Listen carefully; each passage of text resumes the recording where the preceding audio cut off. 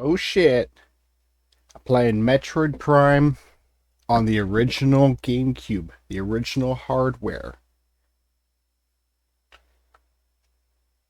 So basically, I think it's a month today that Prime 4 comes out. So I decided that I wanted to go through and play the entire, not the entire franchise, but the entire Prime trilogy again. And,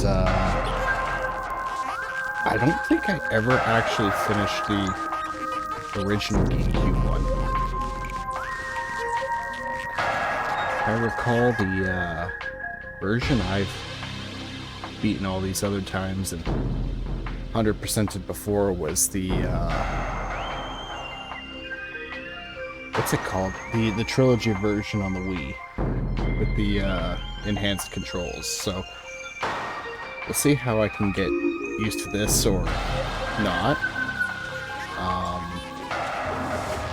Either way, though,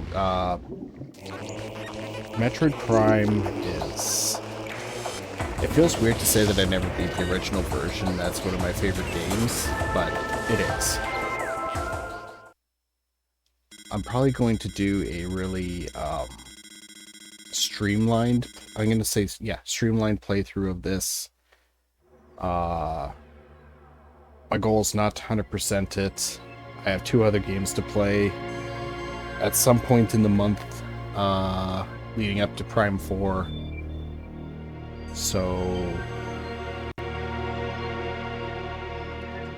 in the sake of, or in the interest of saving some time, I'll probably just be playing this one until the final boss. And then, of course, killing the final boss.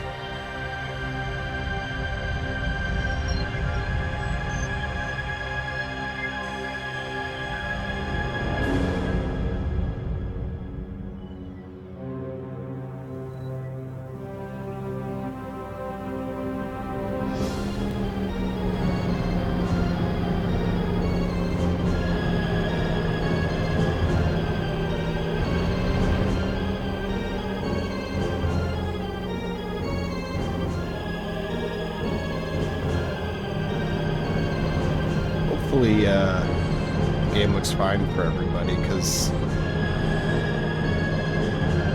on the original GameCube, of course, the resolution is not 4K, and I have it running through a AV to HDMI converter. So my primary display I'm using to play this on is my laptop, or sorry, not laptop. My regular desktop monitor, which is 4K, and it's fuzzy as shit. I'm looking at OBS and the Twitch display. It looks a bit better, so hopefully that is actually the case for you guys.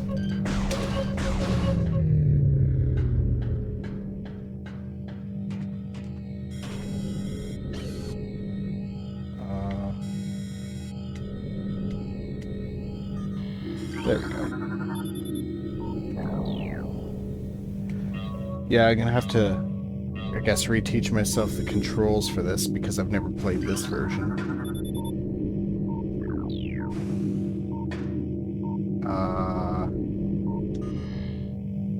Can I swap A and B? Because that's gonna annoy the hell out of me, actually.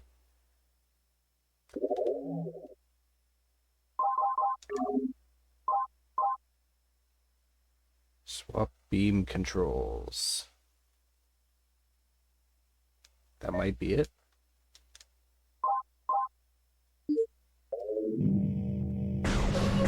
Yes. No. For some reason, jump is B. I hate that.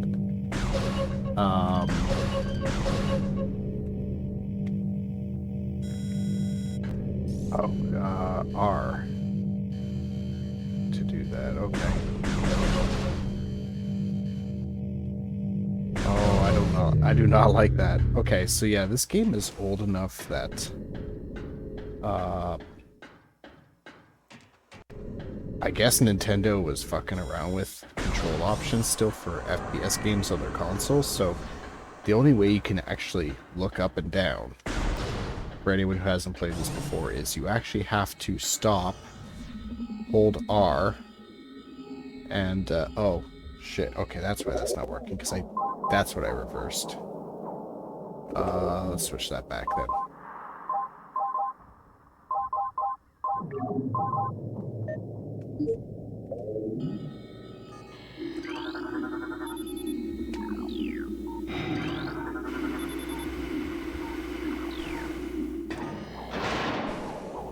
Yeah, I keep hitting B, hoping that that will actually be the, cancel that gets me out of the scan visor and back to the, combat visor.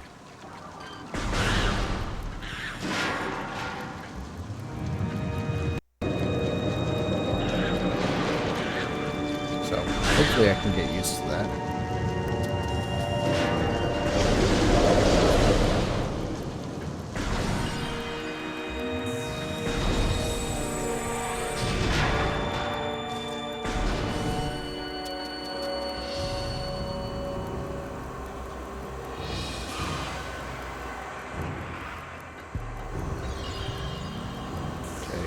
Morph ball.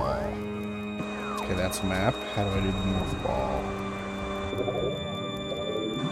Oop. Okay.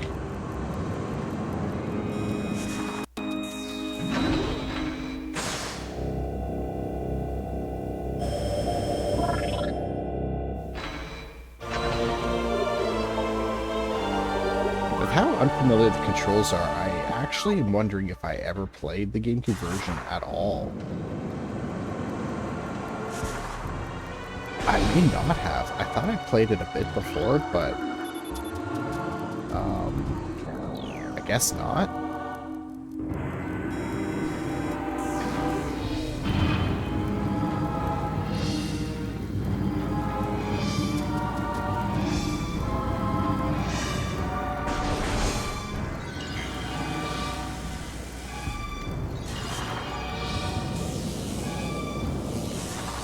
So growing up, GameCube was my little background here. GameCube was my first, like, TV console. I had a Game Boy for a long time before that, but the GameCube was the first one to plug into the TV. And, oh, if I hold that, I can strafe. That's nice.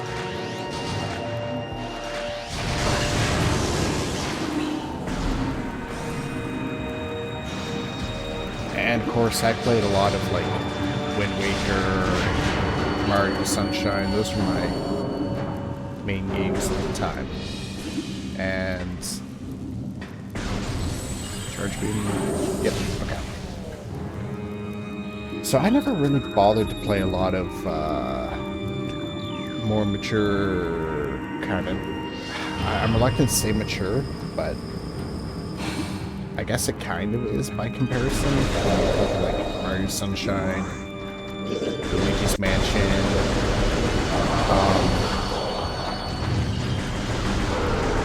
It wasn't until the Wii with Prime 3 that I actually bothered to play a Prime game. And the funny thing is, I still had like no idea about anything from the franchise other than stuff from Smash Bros.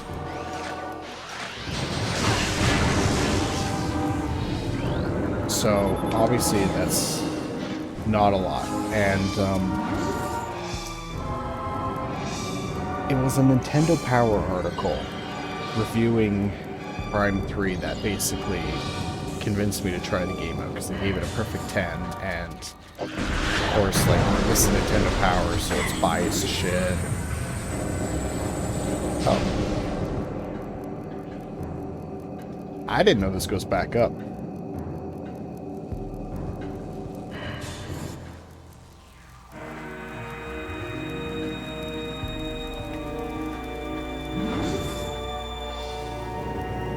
So I finally tried the Prime 3 out, and people tell me, of course, that's not the best of the Prime trilogy. It's not very representative of the Metroid series, blah blah blah, but I love that game. And I played the shit out of that. Because I had a Wii, of course, and chose that when all of my other friends in school were playing Halo on their Xbox, so maybe it was a bit of cope for me as well to be such a Metroid fan. And I really took to the game, and it was difficult at the time for me to find a copy of Prime 1 or 2 for the Gamecube. They're already going for a few $100s in my area. So when they announced Prime Trilogy, obviously I went out and bought it. And the funny thing is I think the store actually sold it to me. I guess I don't have to bomb that. I think the store actually sold that to me a couple days early, maybe by mistake. And I had cleared Prime 1 in a few days, and then Prime 2 always takes me a bit longer because, quite frankly, I suck in the Dark World.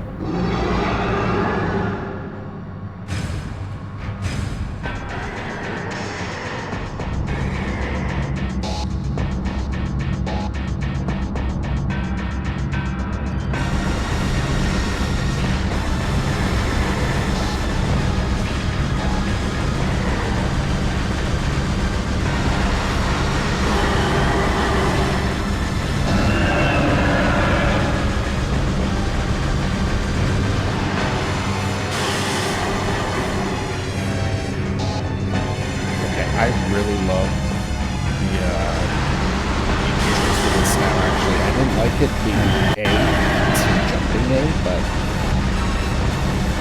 it is so much easier to use the spam the A button on the controller. I think I killed that thing twice as fast than I normally would on the Wii version.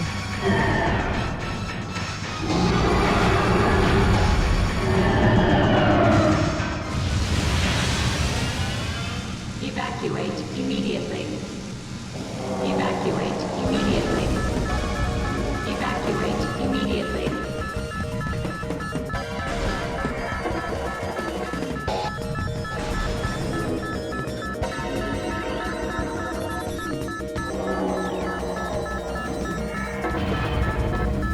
I think there's some other graphical details on the GameCube version here that are missing on the Wii one as well, such as if you really blast the hell out of things with the main beam, you can see some heat coming out of the cannon. I think that little heat effect is missing from the Wii one. I probably didn't do that.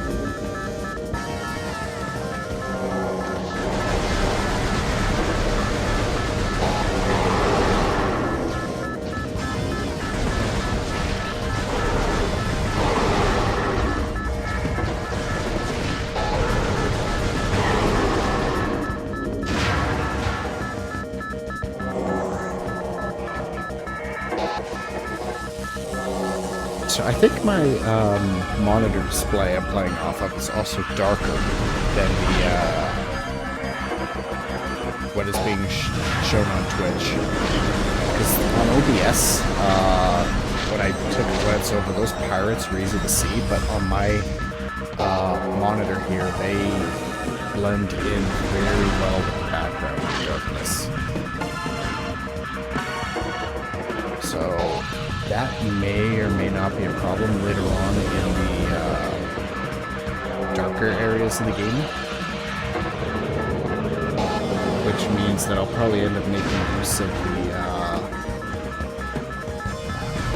is that a thermal visor? Or an X-ray visor in this game? Or is it both? I think I get both in this one?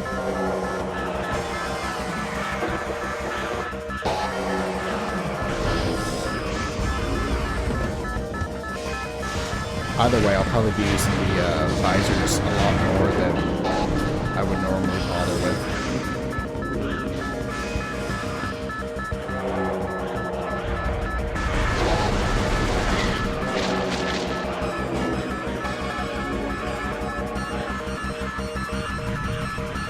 I thought there would be 2 more turrets there.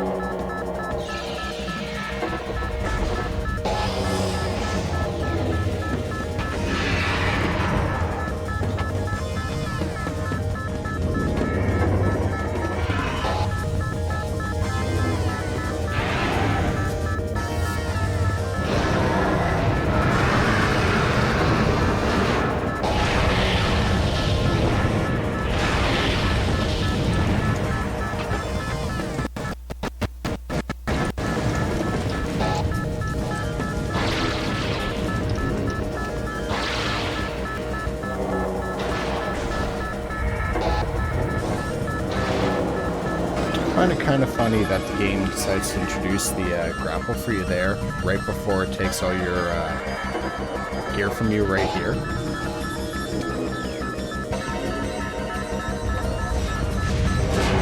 don't know if that's meant to be like a sample of, hey, this is what you can unlock later on, or if that's meant to be like a super early tutorial on the grapple. Now that I've said it, it's probably the sample option for that.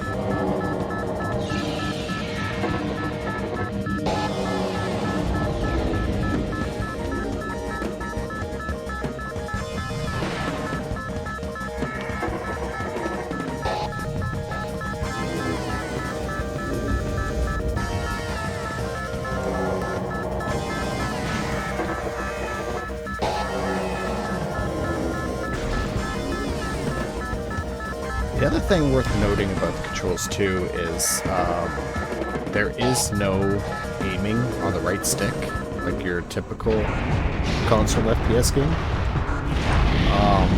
So all of your movement and the camera is done with the left stick.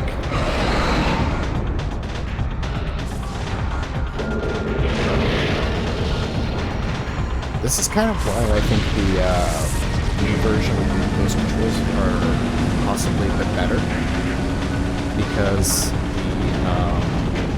the stick on the nunchuck plus the pointer on the Wiimote gives you kind of like the dual analog style controls that you get on another console, because your pointer ends up, like, the way I see it, is doubling like the right stick.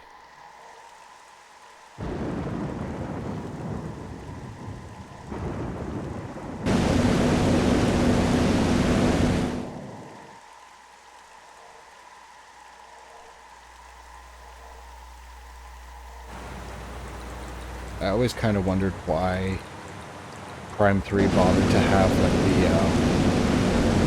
the Zelda-style lock-on, and now I understand it because of the limited controls of the previous 2 games.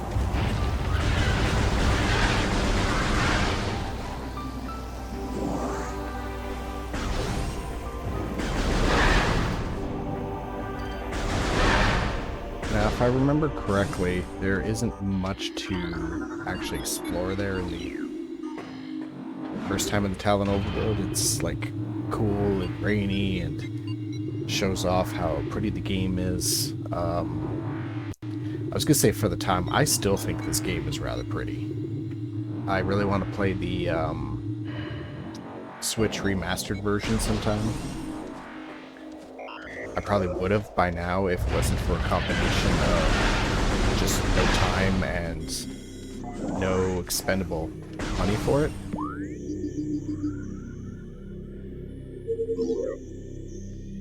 I'm not sure I want to have the hints on.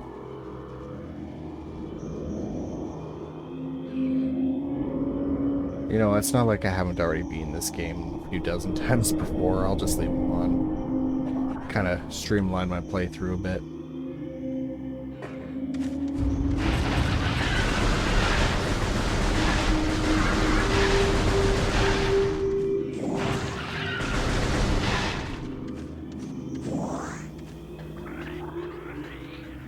These half pipes, I want to say before I like go past it completely, I hate these.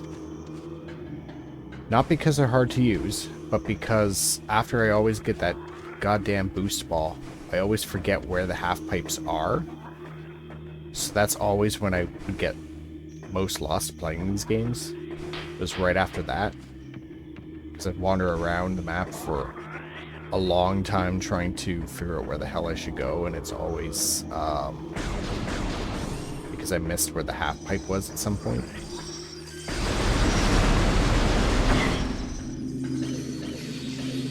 Oh shoot, I don't have the waterfall, right?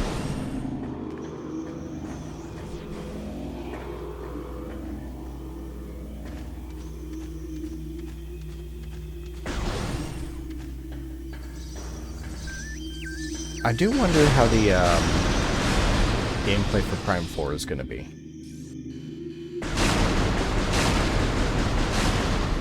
I'm trying not to spoil anything for myself, but I did see a little bit of the gameplay where it's open world. So if I had to take a guess, it's probably going to be some kind of... whatever, I don't care. Some Breath of the Wild style sort of gameplay. So if that's the case, my guess at the moment... Oh, okay.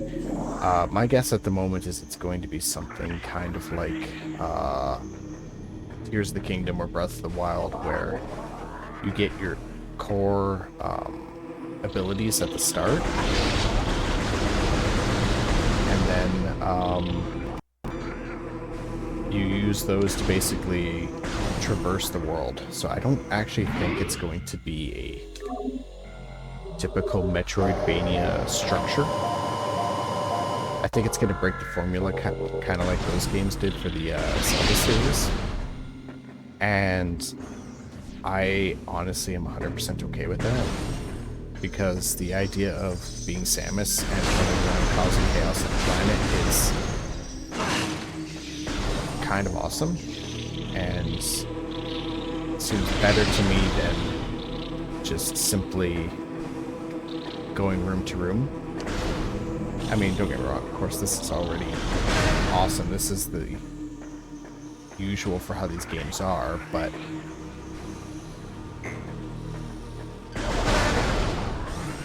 I'm not opposed to changes, I guess is what I'm saying.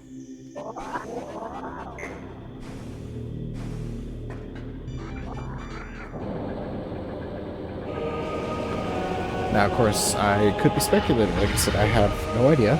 I tried to avoid looking at any of the gameplay for it. So there's a very good chance that I am completely wrong with what I'm saying.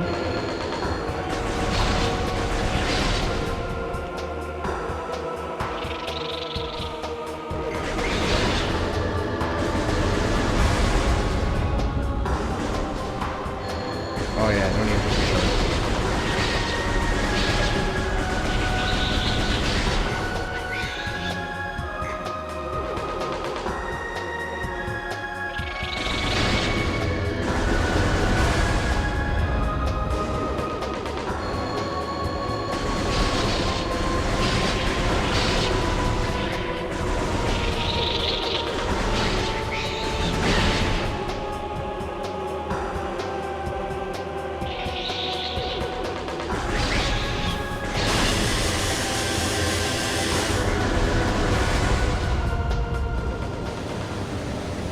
I gotta see if I can brighten this screen up because this is way too dark. It's dark and fuzzy. What if I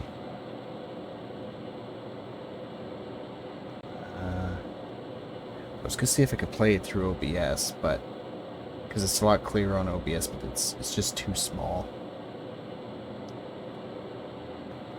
All right, I'll just keep suffering with it.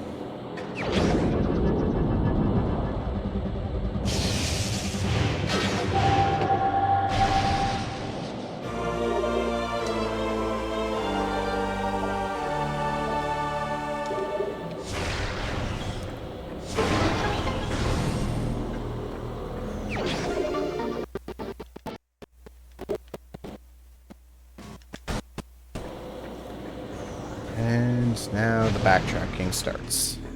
First item, and I've already got to go back.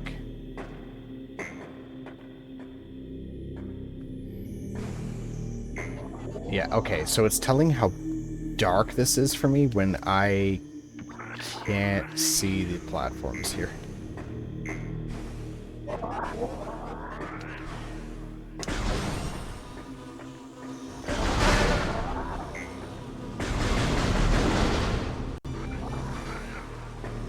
That's actually why I don't want to kill these if I can help it and make it too dark in here.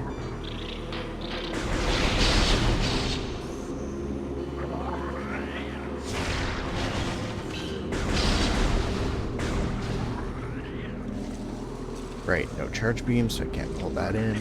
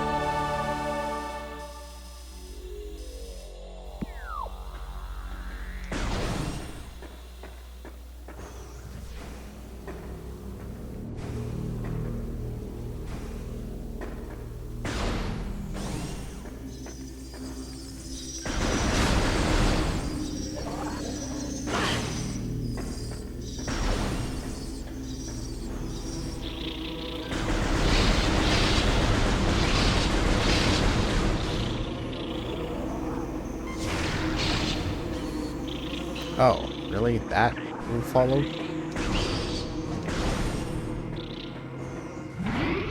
I was really hoping that would go right past it and kill the nest.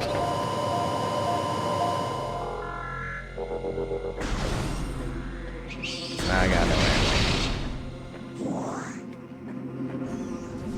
Oh, there's ammo.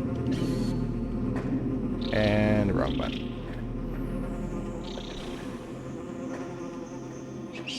At some point I'll get used to the damn controls. By the time I get there, it's probably gone. Yep.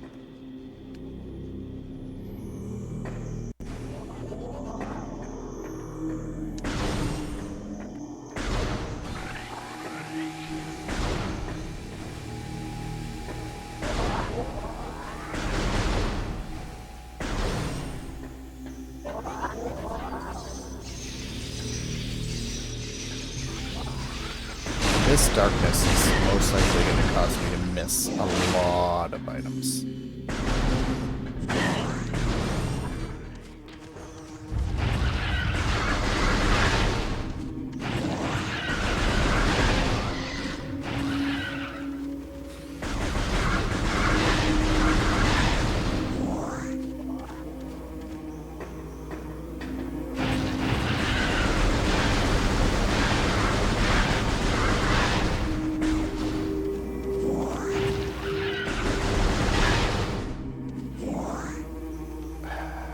Okay, but I need missiles.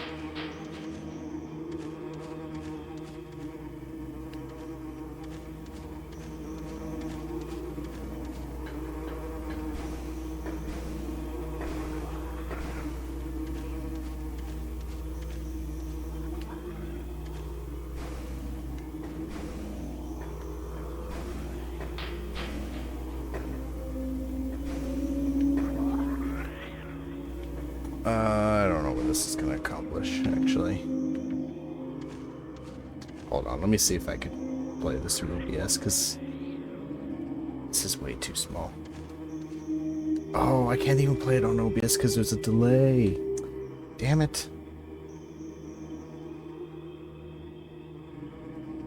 Oh, that really sucks. Okay, okay. Well, it is what it is.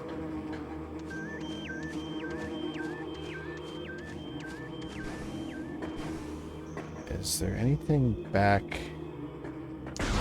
here worth going to at the overworld?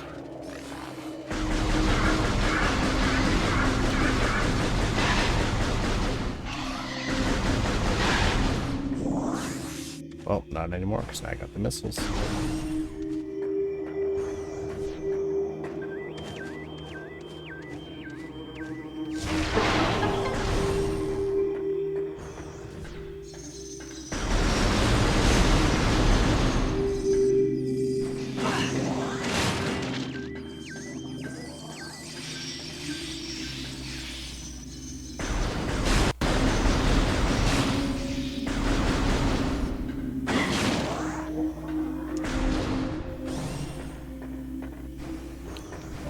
Alright, I saw the tunnel, so clearly this is where I get the... Yep, there it is up there, the morph ball.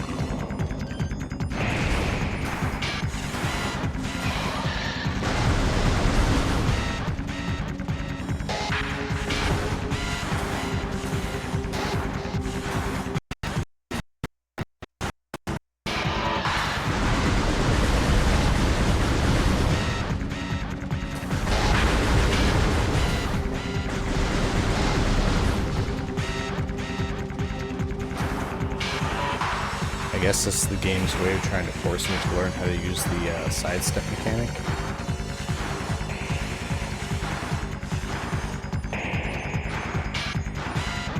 Come on, charge. There we go. And done.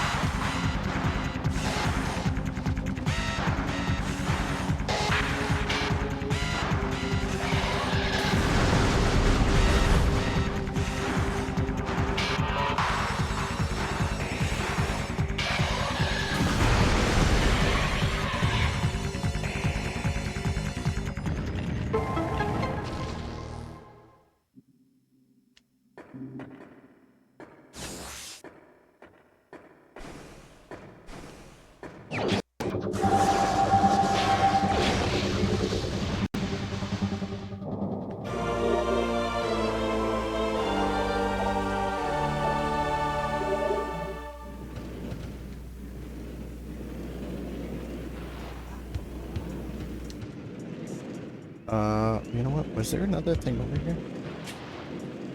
Oh, yeah, but I don't have the bombs for this yet.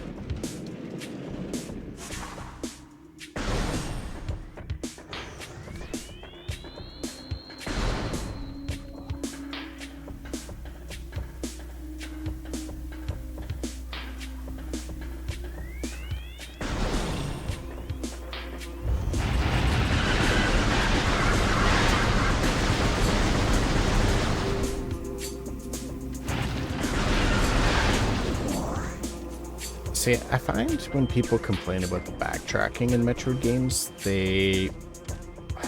How do I put this? They probably just suck at Metroid games.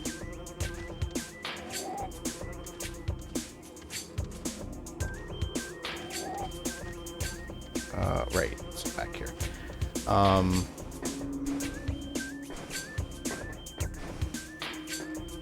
usually they don't make you backtrack too far. And when they do, it's usually because it's trying to position you on the other side of the map for a reason.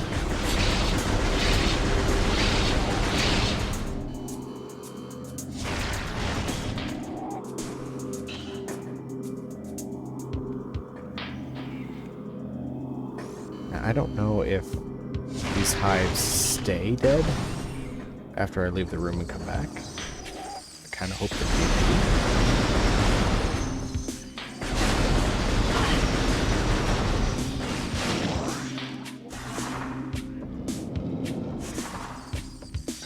But yeah, about the backtracking, like,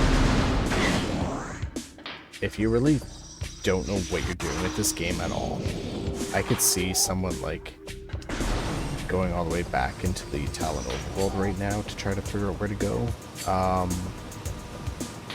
haven't had to leave the ruins at all yet.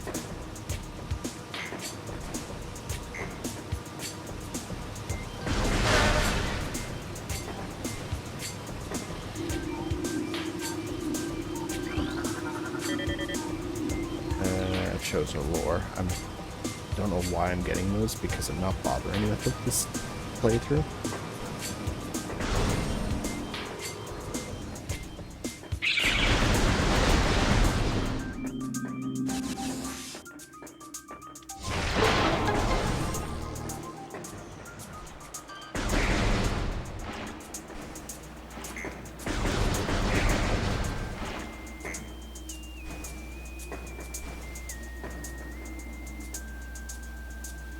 Oh, those glyphs in here that I have to scan, those are going to be hard to see for me.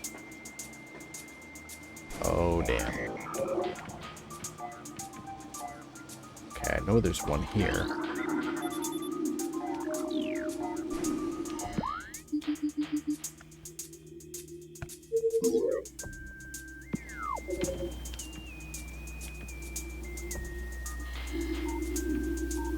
Maybe I'm best off just keeping this on for a moment.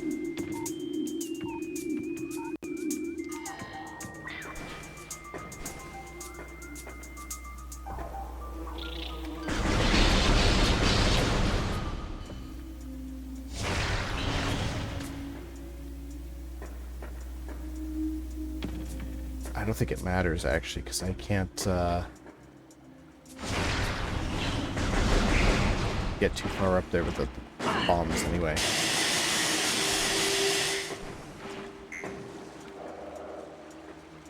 Well, that was really rude.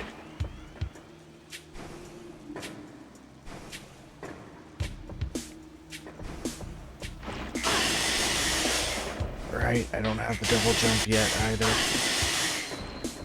Oh, shit.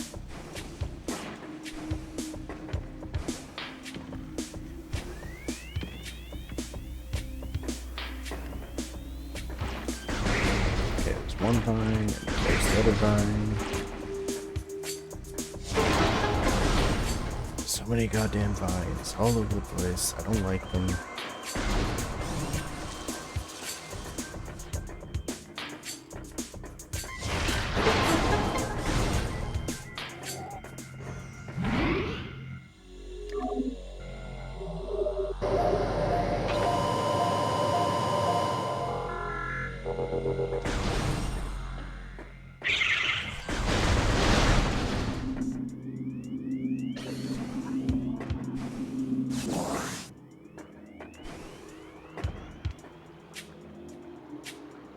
Should I go up? No. Probably not yet.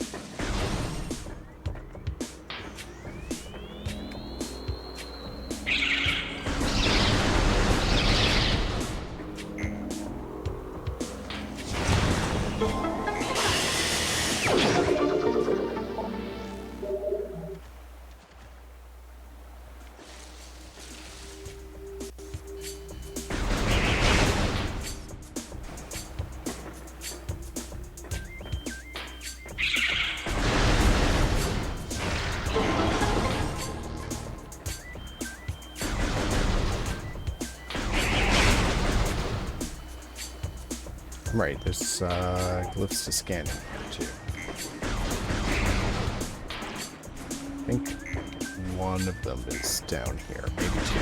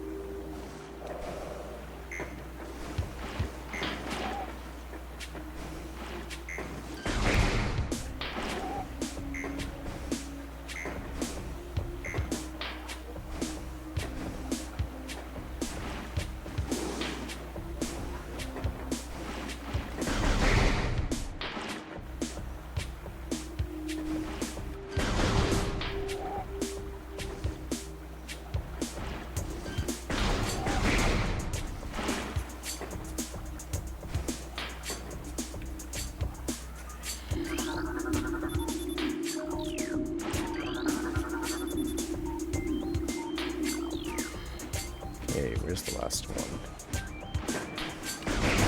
Probably somewhere really obvious where everyone can see it but me. Because the way the screen is.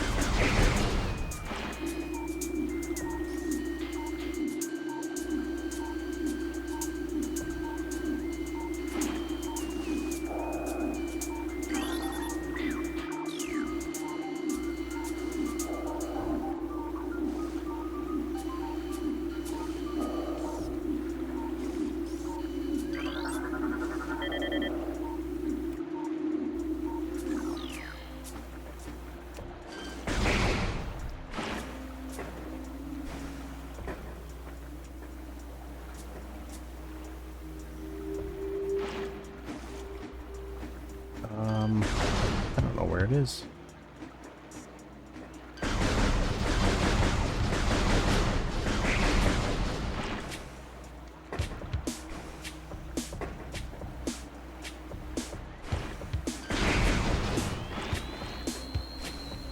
Something tells me it's like on the wall, like that middle part of the U shape.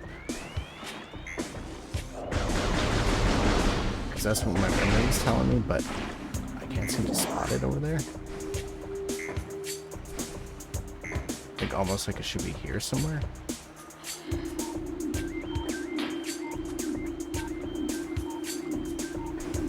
And I'm probably remembering that one.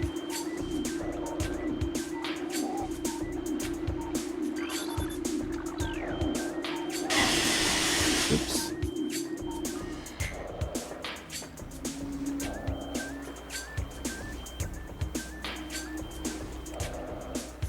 Yeah, this should not be hard to find, and I can't find it.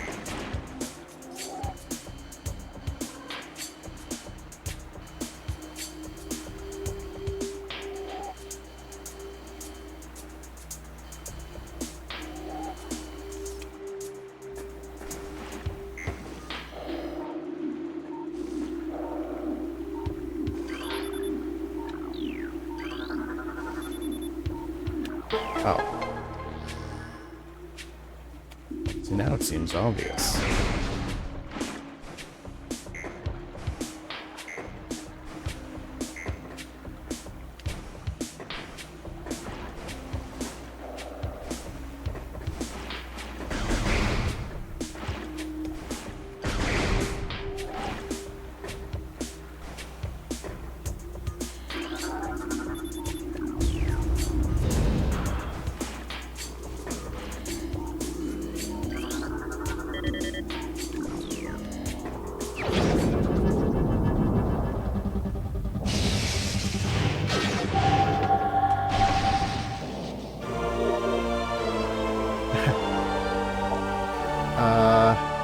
Yeah, Grimsquirrel, I see in the chat there. I was just complaining about the dark areas, actually. So, not only are the dark areas extra dark, hold on, what's the mode called? Oh wait, I need to charge me. On my end too, on the monitor I'm playing. Oh shoot! Okay. The screen's actually fuzzy too because I'm running a AV through the like an AV to HDMI converter, so it's blowing up the resolution. So it looks fine when it takes the USB and runs it back like into the stream, but what's actually going into the display I'm looking at is really shit.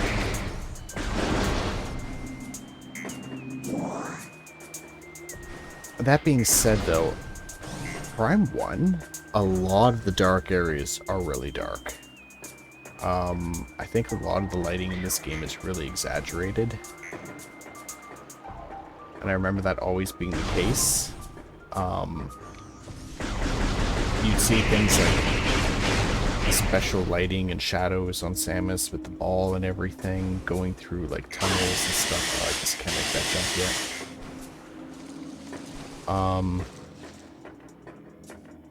So yeah, Prime 1 I always thought was always a very dark looking game.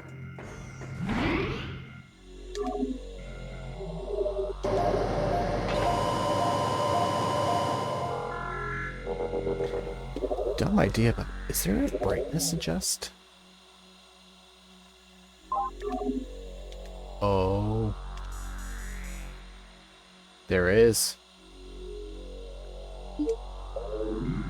There, okay. That'll probably help a lot, actually. Oh my god. I can see the game.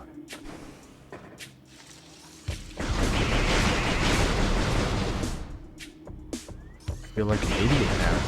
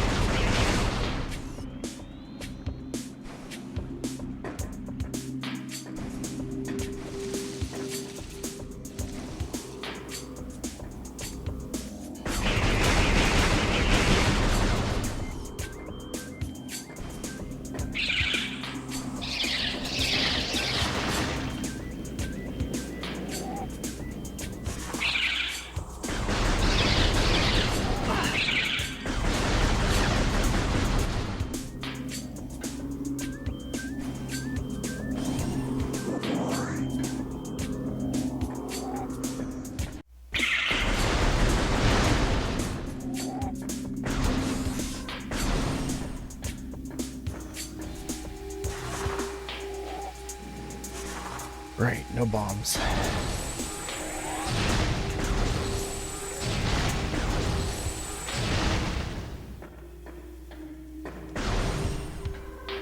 At some point, you'd think I would get used to not having half of my equipment.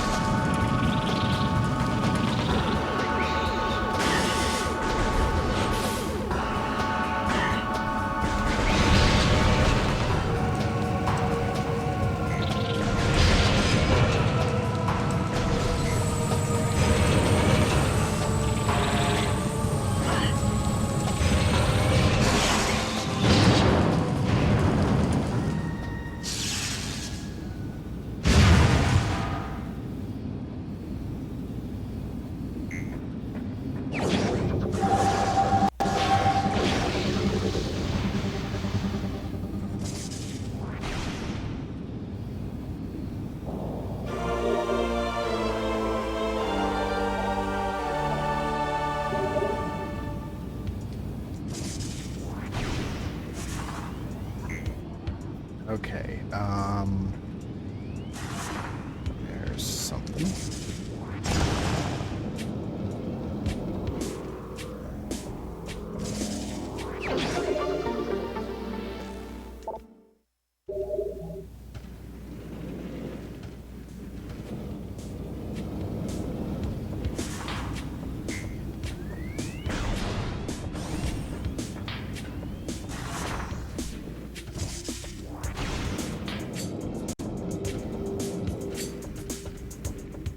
Something else in here. Is there a reason for this? No.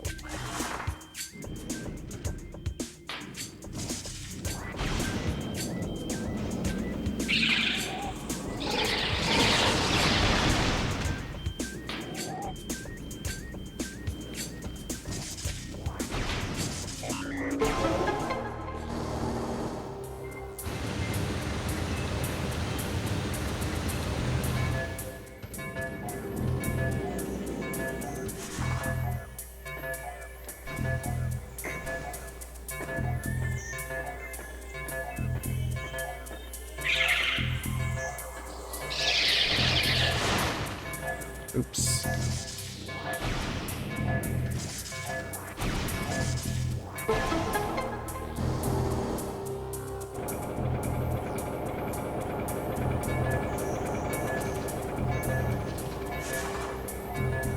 Yeah, I will deal with the energy spike notification in a second.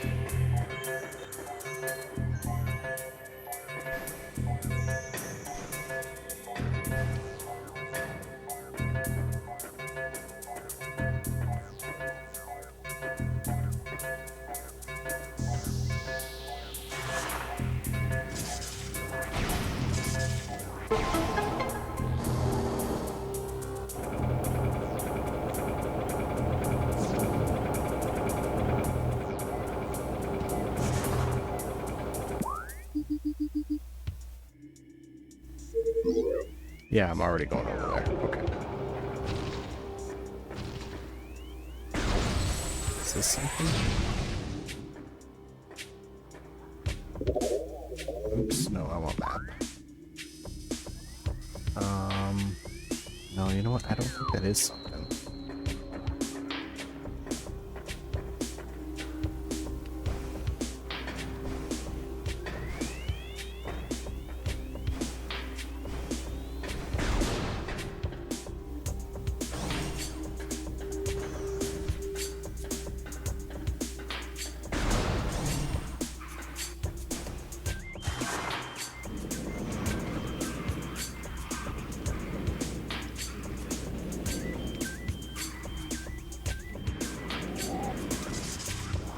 Okay, I thought maybe something would come down and pick me up and pull me over there. I think what I'm thinking of, though, is a room that's in Prime 3 that kind of looks similar to that.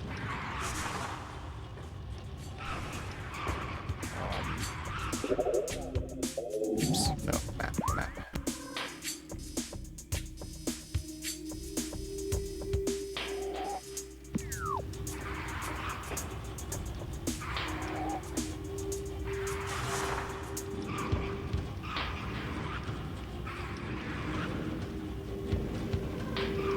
Was that all that was here? It was trying to get me to get a health thing?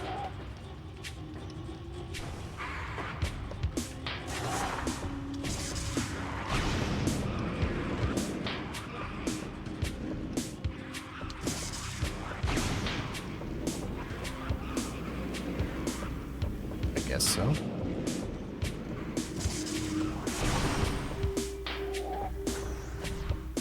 No, that doesn't seem right, because there was a whole puzzle in that to raise the platforms. Furnace is a lot bigger. I gotta be missing something. I'm gonna be honest, I do not remember this part now.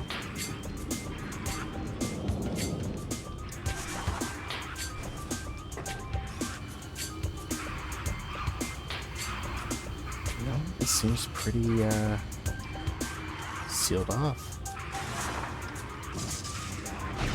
Okay.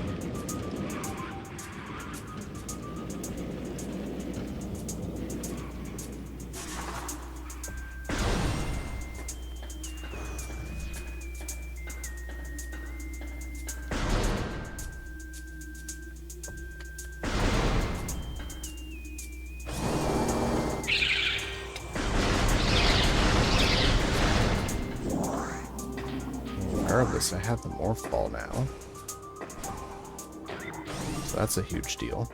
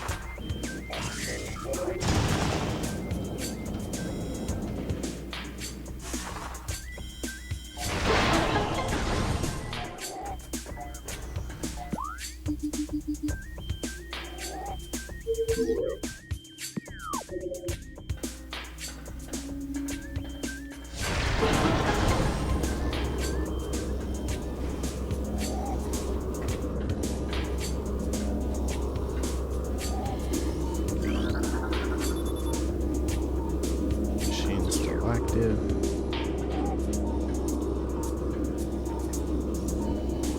You know what? I do not remember this room.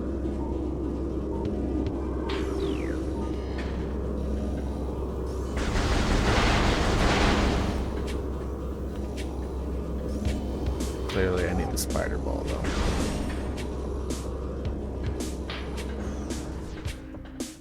Alright, well, unfortunately, it was a bit of a waste of time to come over this way.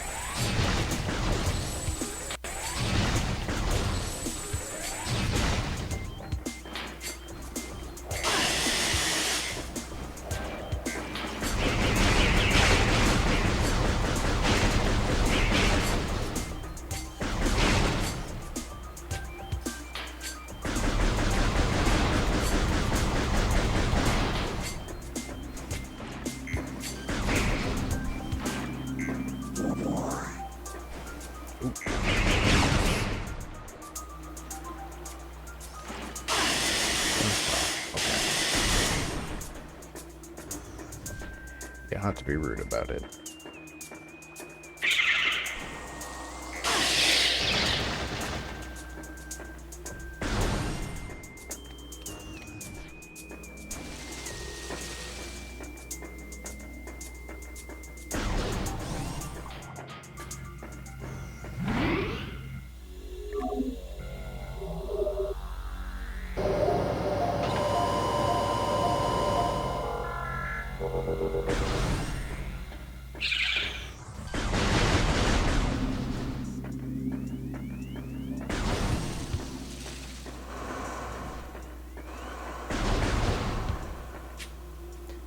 So I think when the doors take a moment to open up like that, it's because it's it's trying to load the next room. If I had to take a guess.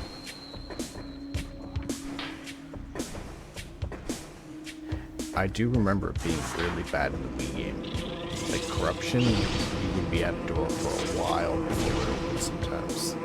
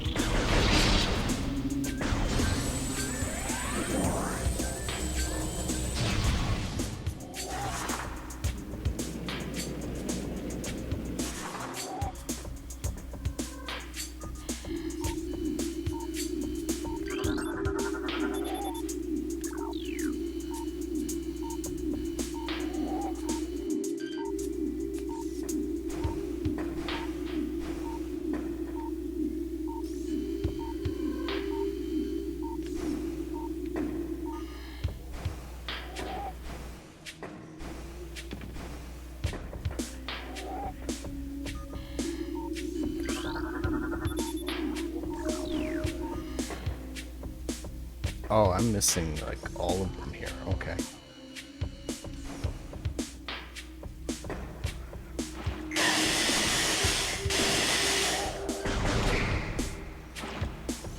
I know there's one over there. Yep. Oops, wrong way.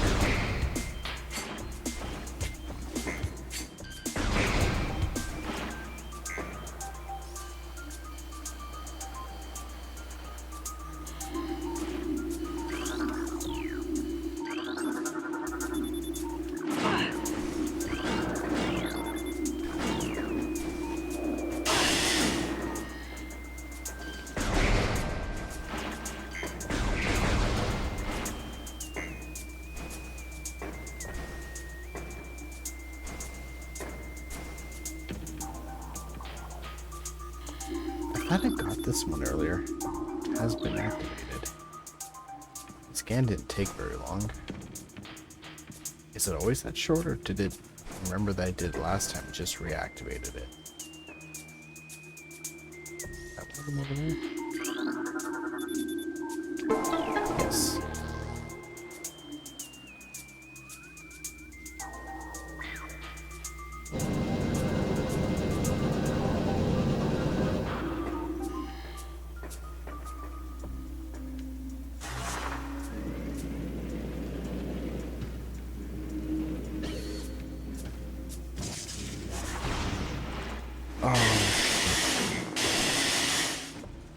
That was stupid.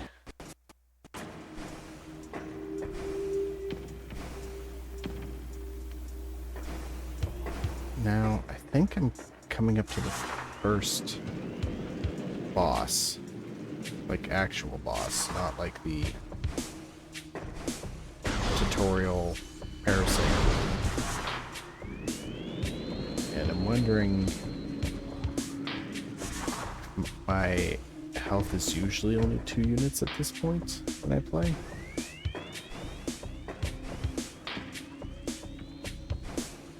Seems a little low.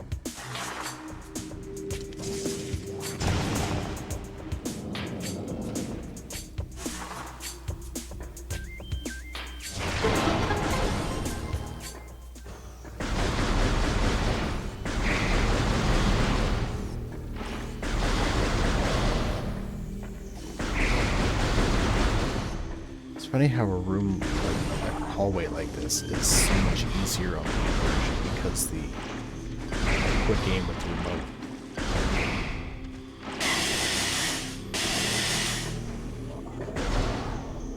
and yet here on the GameCube version, it's such a more difficult issue.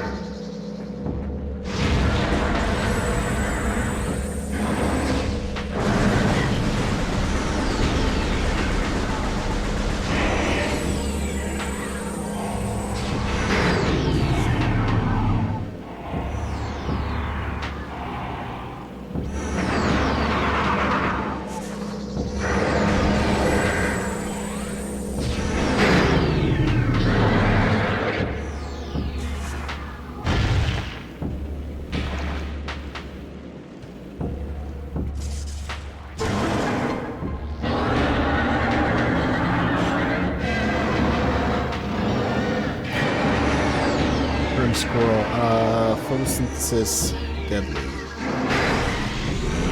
In this case, yeah.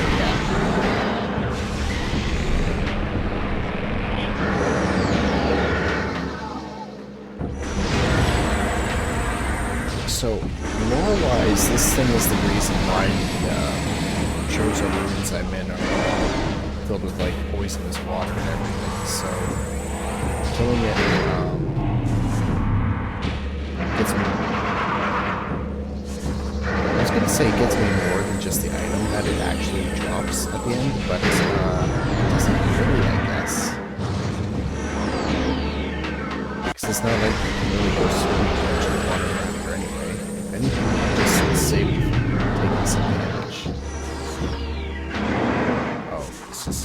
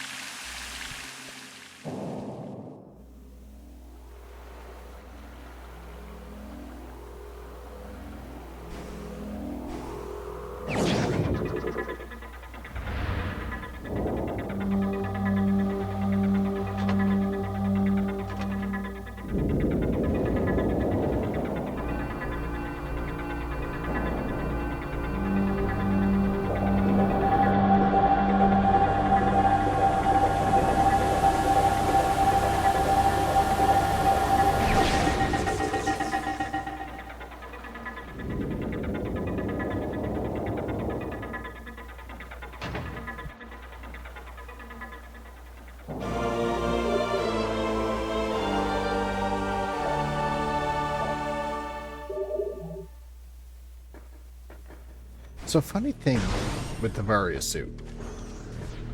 Oh yeah, see now the water is safe to be in. Obviously I need this to get through the hotter areas of the game.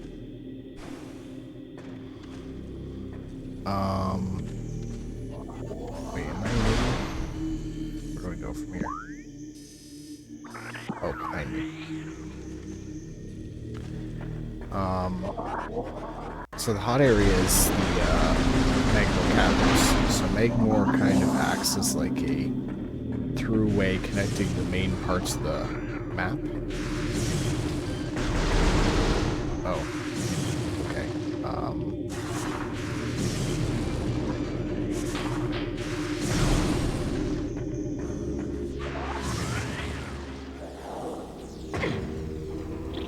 And I remember also with it, first time I ever played through this game, I was really stuck on where the hell I should be going, and kept trying to go through Magmore, thinking I was supposed to outrun the time limit on the heat, which is obviously not set up to be easily doable. Didn't stop me from trying a few dozen times. But usually I run into Magmore accidentally while I'm trying to figure out the Chozo ruins. I'm surprised I didn't this time.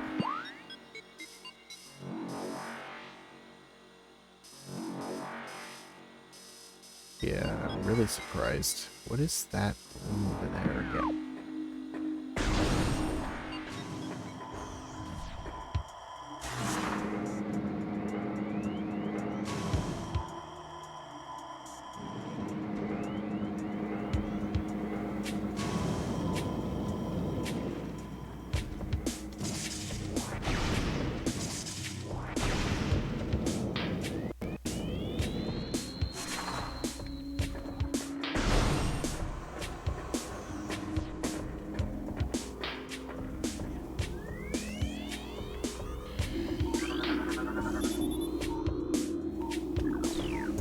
Block entry, no shit. How do I unblock entry?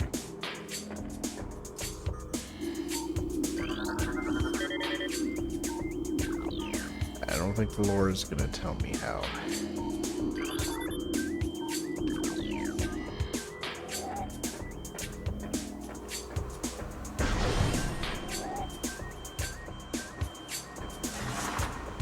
There we go.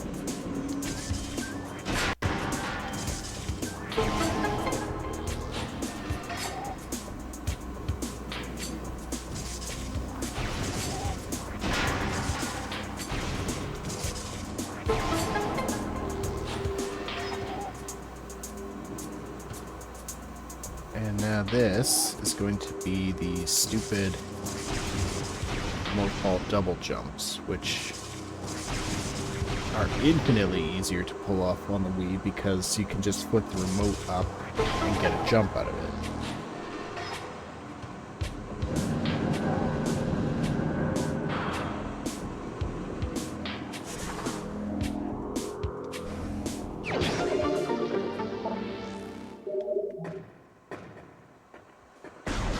Alright, good.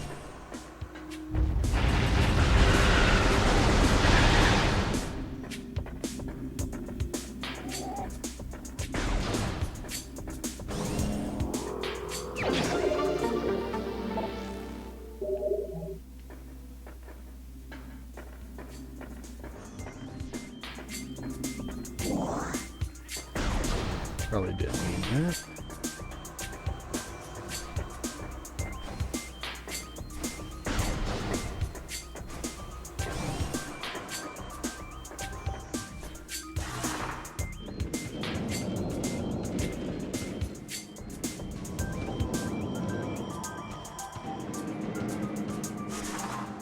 And before you ask in chat, assuming you're still there, Squirrel, as for why the ruins are filled with all this equipment that Samus is able to use to replace the equipment that she lost earlier, I don't remember.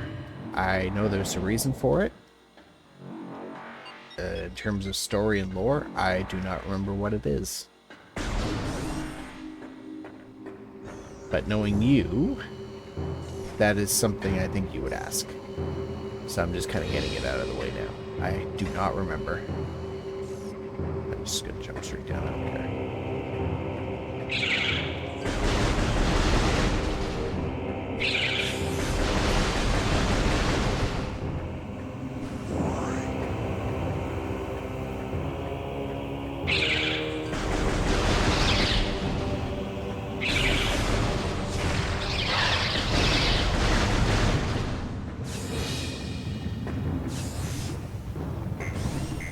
Yeah, so I think right in here would be where I'd start losing health if I came in here with a Varia suit.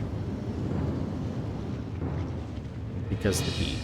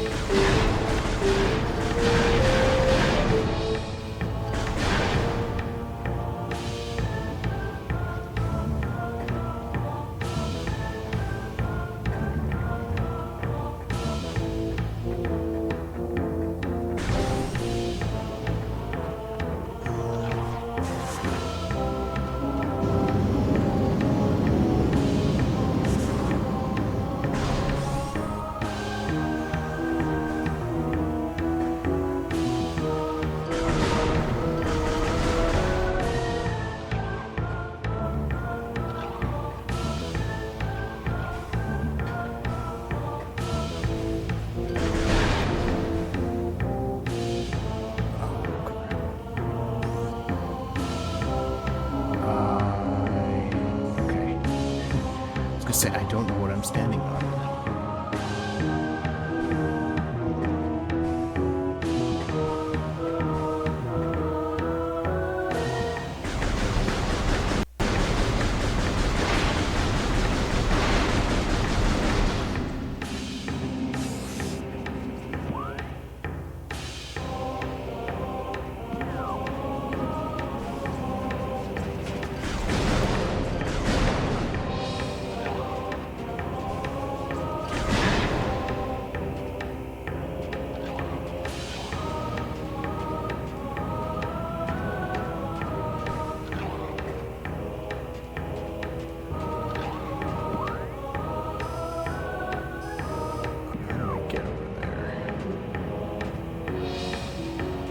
Probably somewhere I can get to from over here and roll around underneath the grate. Yep, down here.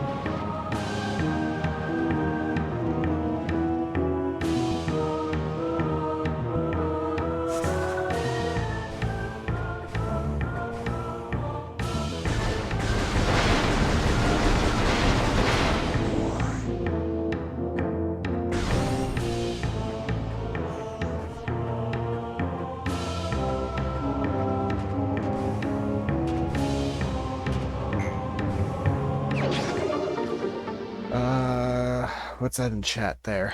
If Samus is a human, why did the icon for the cannon only have 4 fingers when humans have 5 fingers? Okay, so I'm pretty sure that's actually related to the back to her suits made by the Chozo. Like it's a Chozo power armor. And although I guess my guess is that although they built it pretty well for her, I like to think that the programmer got lazy and was just like, yeah, fuck it, I'm not changing the icons, that's not my job. Which seems to be right on par with what programmers are like. How do we get out of here?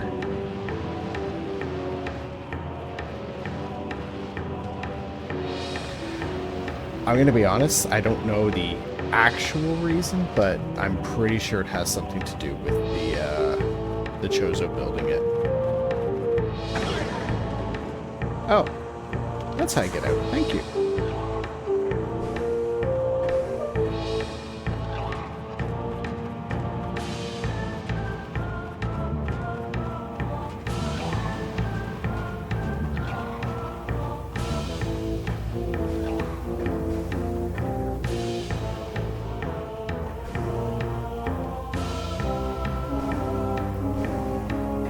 This game is so much easier once you actually get the double jump.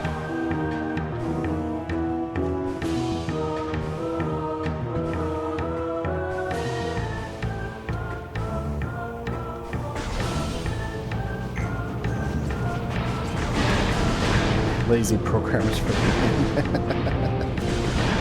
I mean, I can relate. I'm not a programmer. I do engineering, but I mean, there's not a single thing I haven't made that's not been lazy. My code's not efficient. Nothing I program is. As long as it's working and it's relatively bug-free for what I'm trying to use it for, that's enough.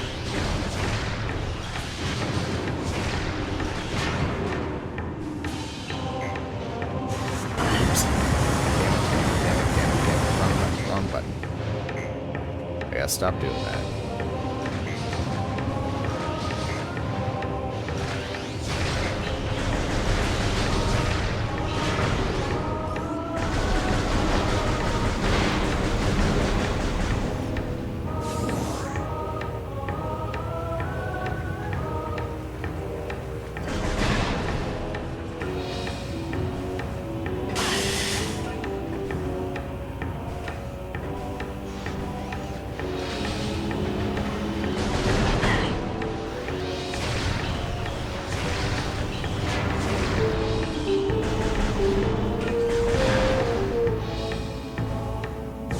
So one thing Prime does really well is environmental storytelling.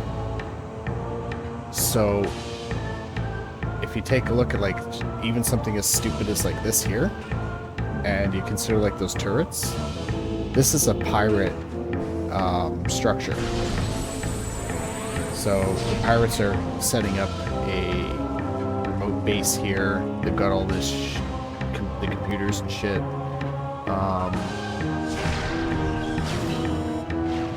Oh, oops.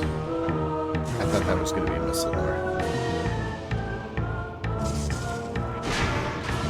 So when you consider like things like that, you start to notice a lot of the little details and the little aspects of this game that people sometimes miss. Oh, wait. Okay, so that probably will respawn. Just like this one here. I think there's an item if I go up. I'm not sure I want to really risk that again, but I'll try it out.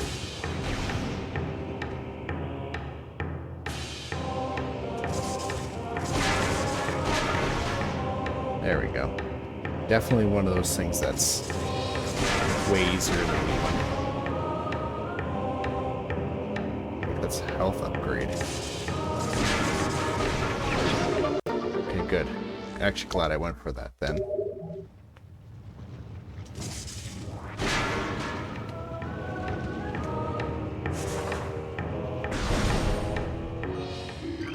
Yeah, I'm a bit of a sucker for environmental storytelling with stuff. I like seeing the little details people put in. I find some of the, a lot of the Elder Scrolls games are good at that. If you look closely, you can see some of that with Halo.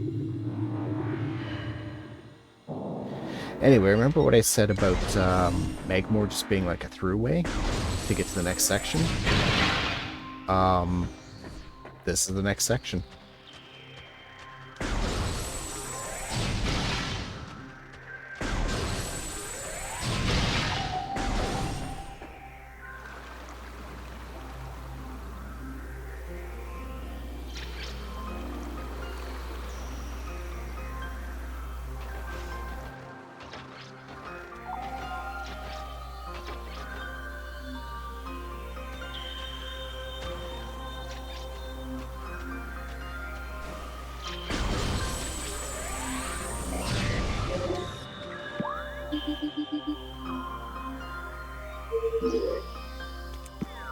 Okay, that's appreciated. I'm pretty sure I can blow up this grate.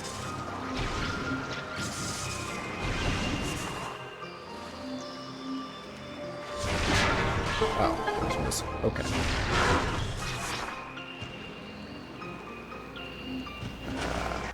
More momentum.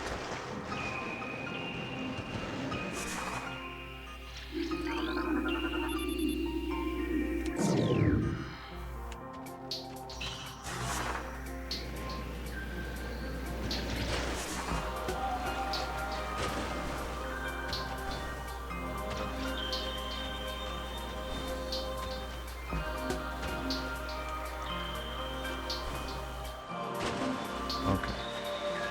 Can jump back up that. I have to say, after changing the brightness earlier, way more playable. On even the fuzziness that I was complaining about with the changing the screen resolution, running it through the AV to HDMI converter, it's not anywhere as bad as it was before.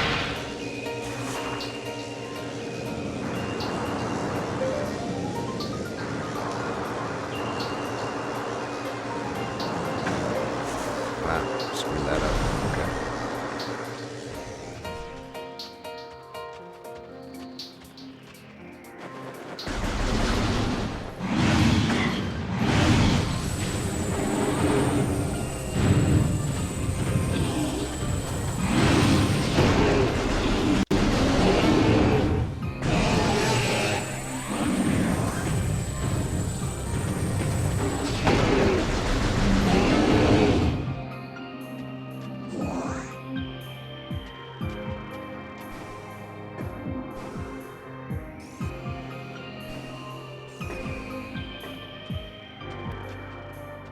Oh.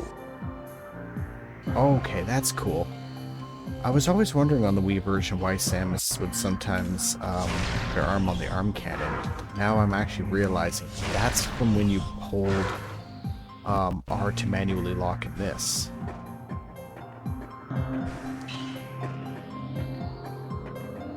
That is cool.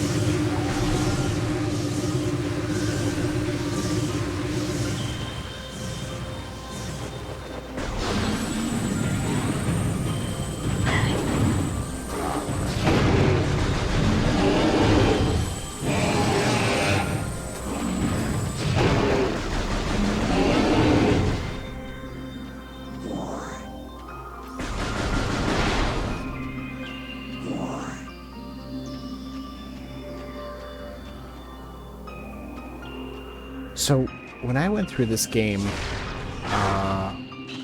the Wii version, and I was... Yeah, I want that.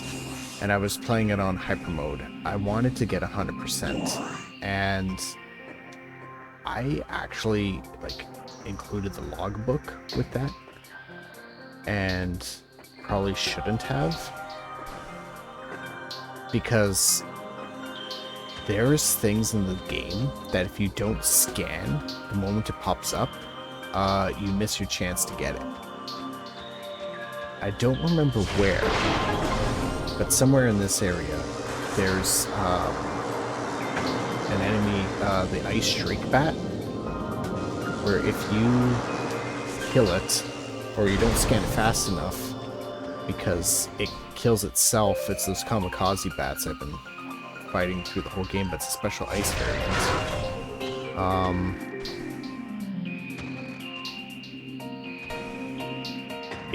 That's it. That's the only encounter for it. I don't think they ever come up again. Which is really stupid. Because you think, oh, if there's something you need for 100% completion of something, it would count it. Not count it. It would have a way to respawn it. No, not so.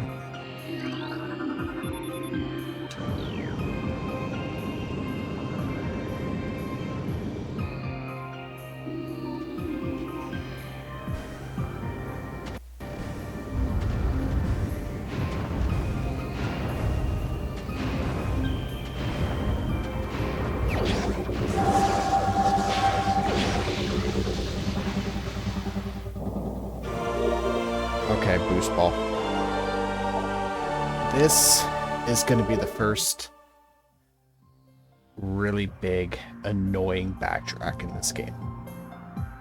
Like I kind of mentioned earlier, backtracking isn't actually so bad because usually it's not going to make you go too far. I should just stay above ball. Okay, it's B. The problem with the boost ball is that all the other places where the half pipes have shown up that it uses as a traversal technique are back in the ruins, and there's one back in the open world. So I come all the way out here to get that thing, and I'm gonna have to go all the way back instead of staying in the really nice drifts area.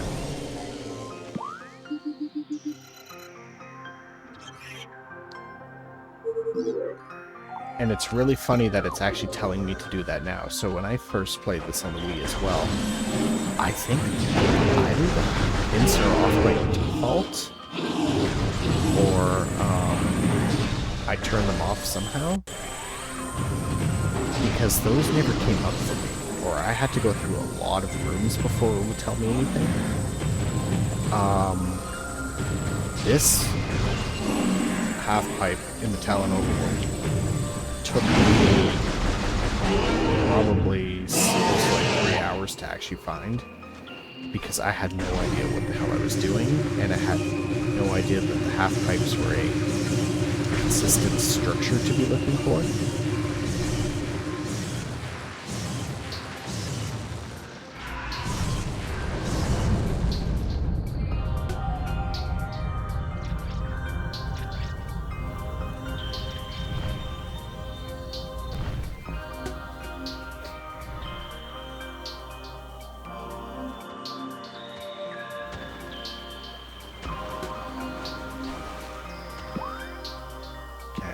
Use of that save area that I neglected.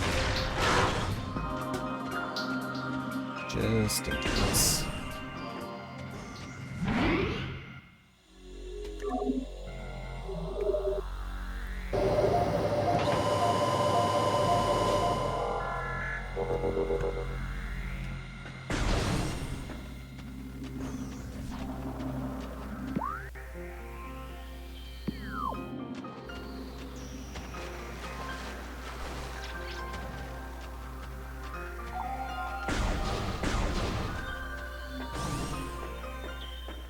Alright, so now is the backtracking all the way through Magmore and then the ruins to get to the Talon overworld.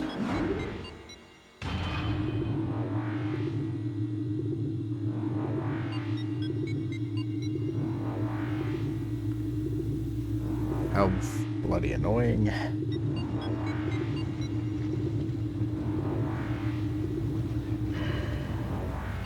I think it's kind of done that way on purpose to narratively have you pop out there and see Ridley do that flyover, so you know he's still here. Your goal is to still track him from when he escaped earlier on the frigate.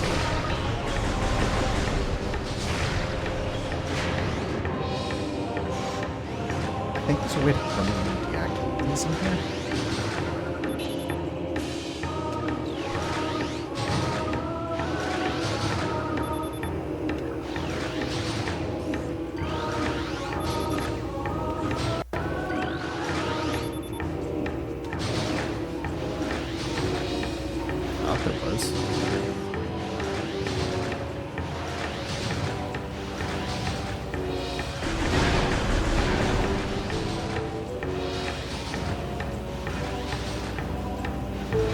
But from a gameplay perspective, I don't know, it just kind of makes more sense to me to just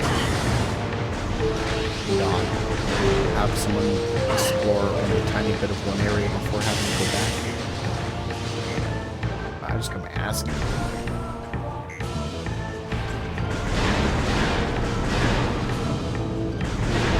That's what impatience will get you.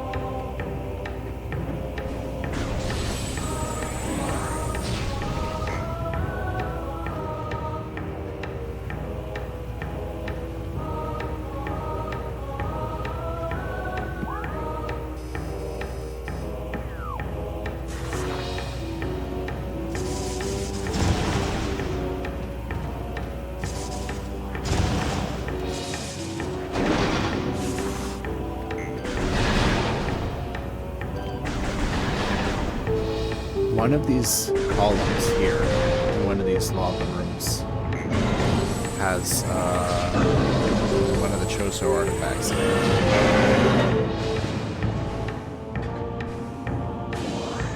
Well, not later on, it's there right now. I think I don't have the means to actually get it out of it yet.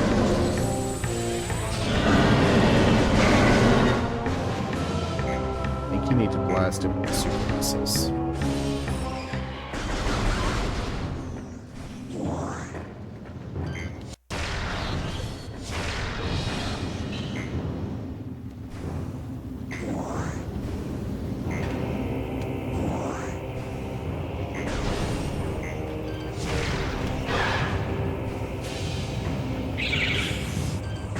Yeah, those things that I just killed there, that popped down from the ceiling, those are the shriek bats.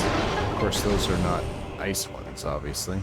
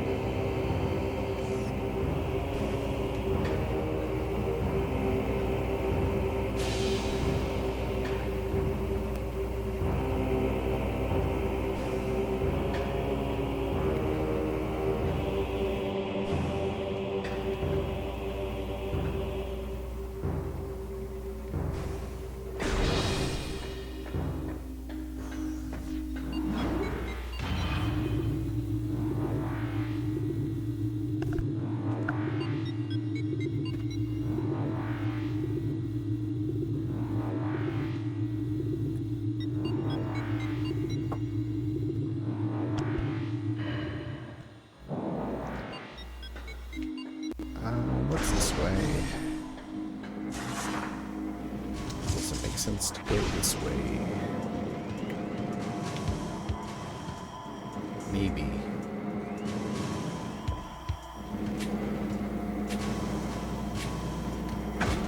Oops. And of course I get crushed choice.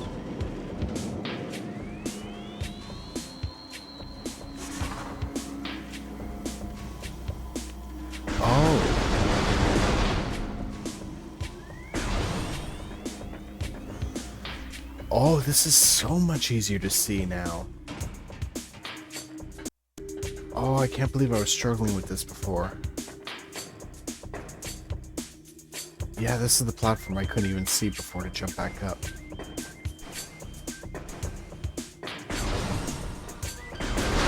I will have to remember that if I run into an issue with Prime 2 as well. Although I don't think Prime 2's lighting is as dramatic.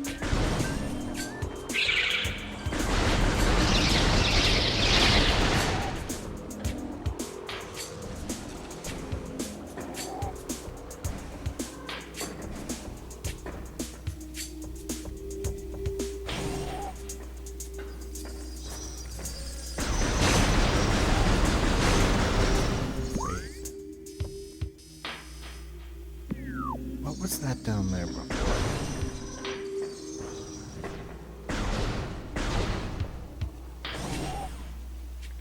Oh, I think that was the map room.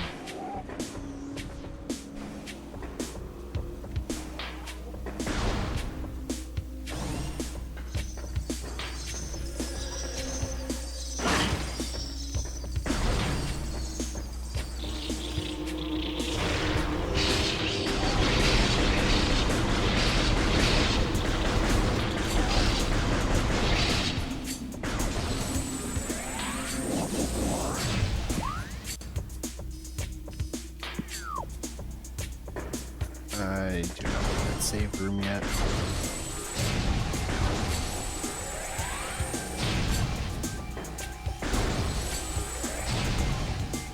Typically in this game, there's only a few areas I'm actually concerned about dying.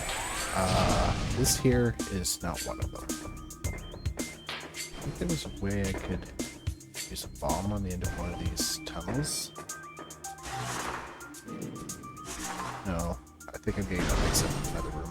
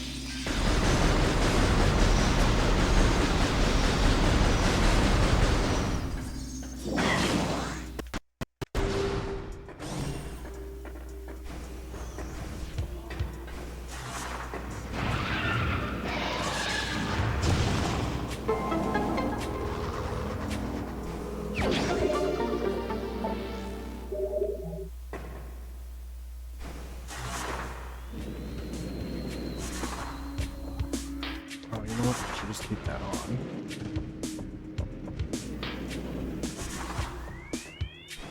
I think, yeah, there's a half pipe in here as well.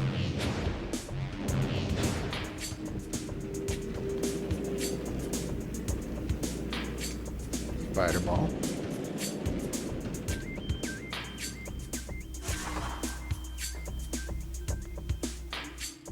That'll get me over there. What happens if I go up this way then?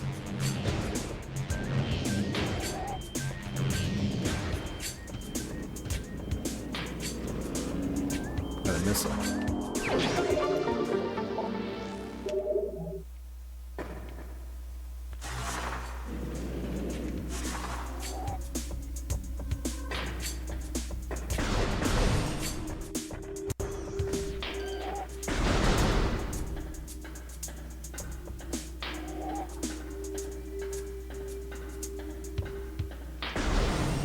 Alright, time to go all the way back to the Talonol pool now.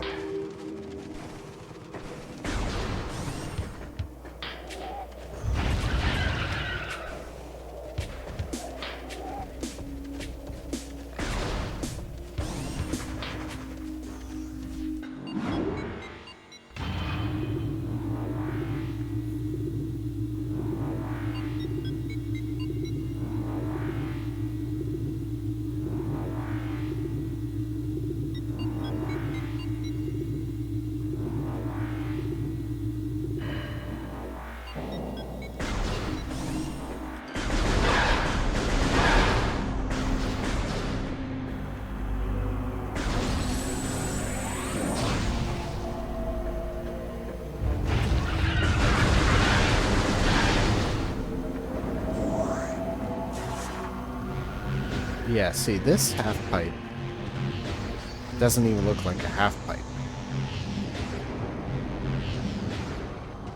Which is why it took me hours upon hours to figure this part out as a kid before.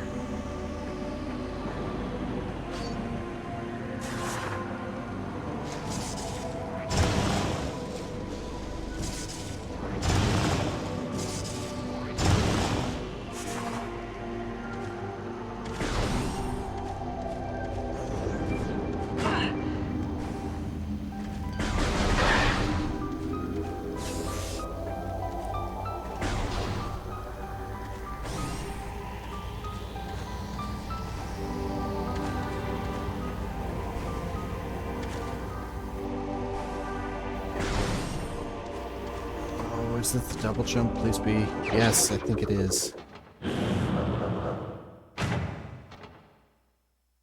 Oh, I needed this.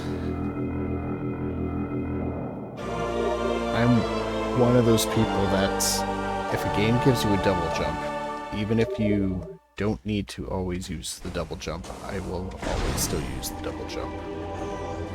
Just to make sure that my jump lands exactly where I want it to. You know what? Did I go up there before?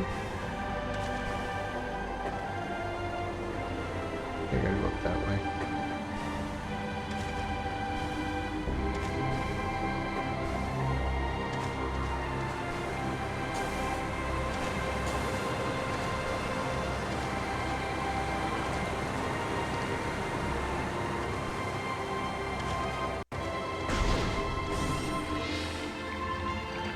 Okay, I'm pretty sure this is the way into the, where the impact crater is. Yeah, it is.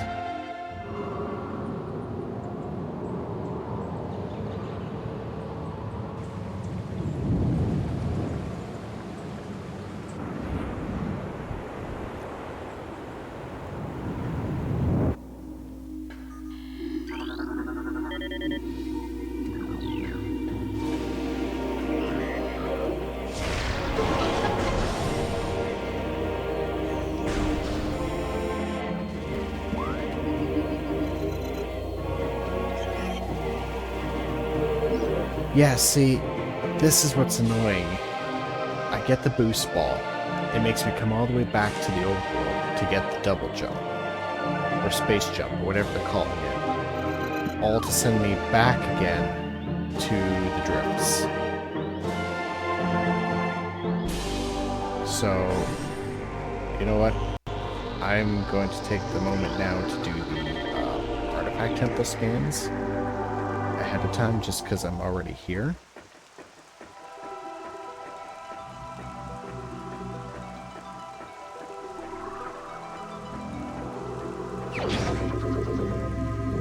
And And I probably won't be getting any of them until the artifact hunt at the end, because I, quite frankly, don't remember where they all are.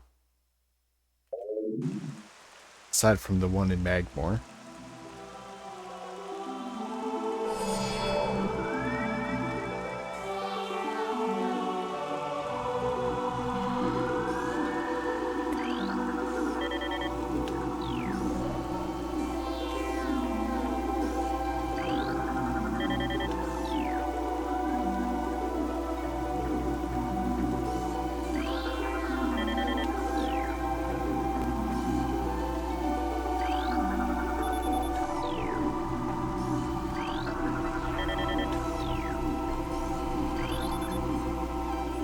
Oh, artifact of truth has been returned.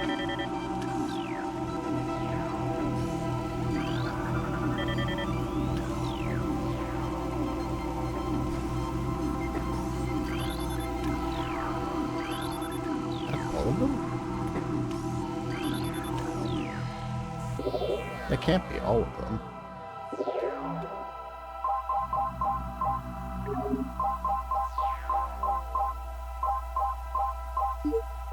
Yeah, I'm missing some scans.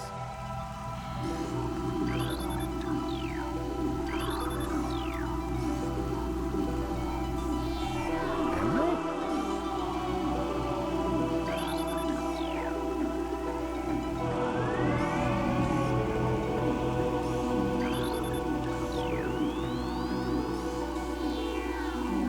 And yet, I can't find any I'm missing. Aside from that one, apparently.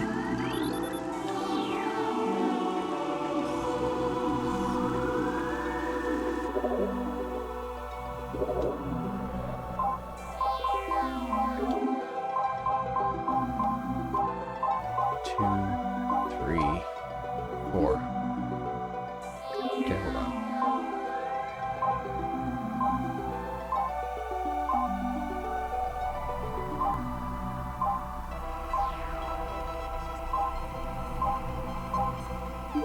Okay, yeah, they gotta be here.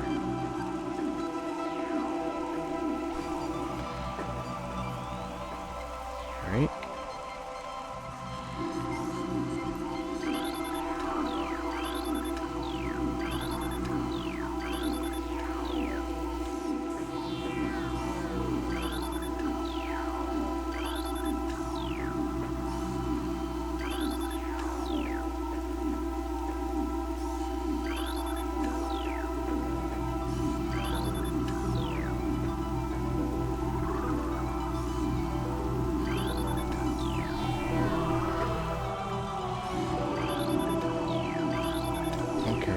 Crazy idea, but maybe they're not all open.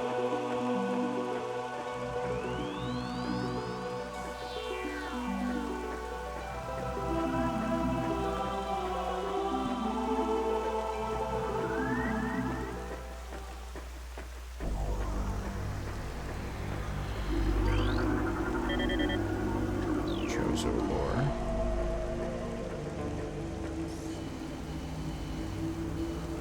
Somehow I'm missing 3. I'm gonna double check. Because I do not understand how I can be missing 3. These are... You know what?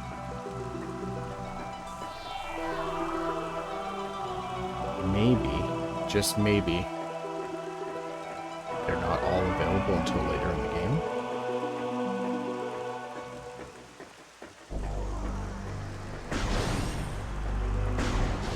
I don't know. Either way, I don't have to be over here yet.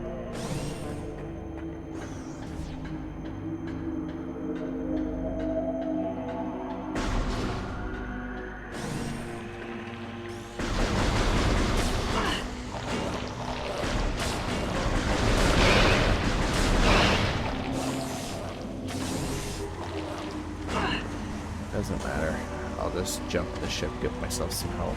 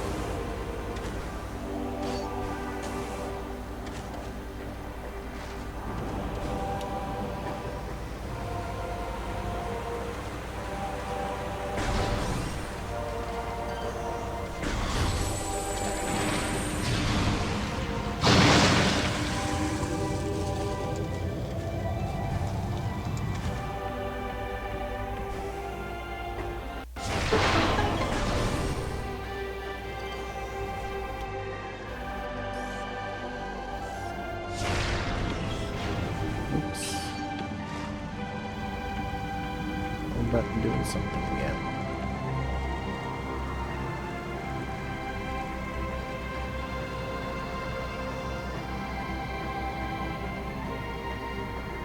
I actually don't remember where this goes down here.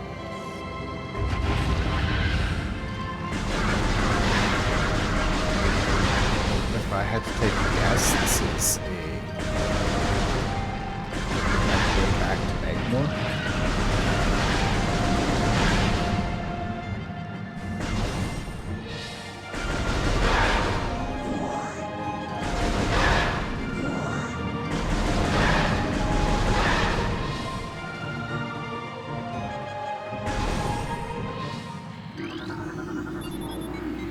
Yes, it is.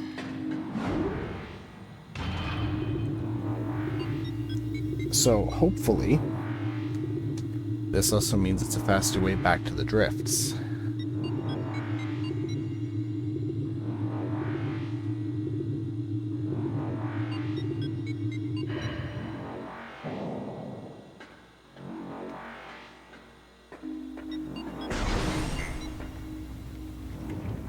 Wait, what's this way?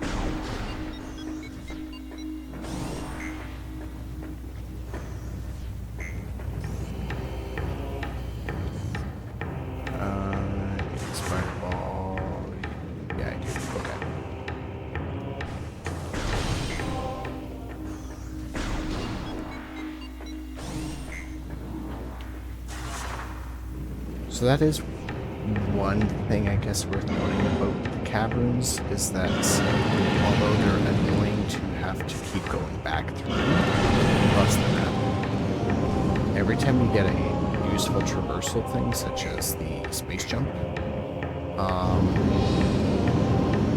it gets faster and faster getting through.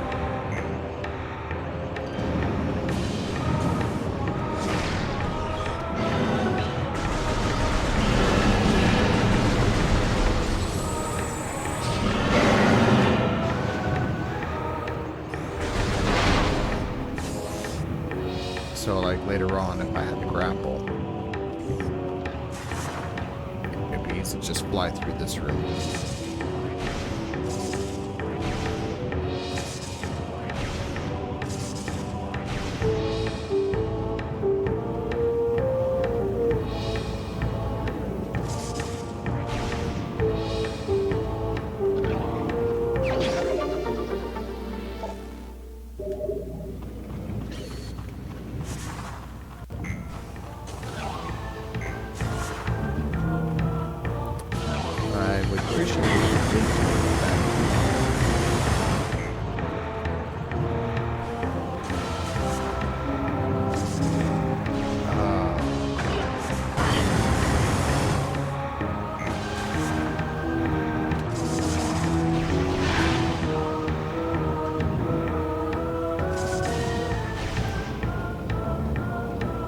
I don't think this is going to go where I want it to go.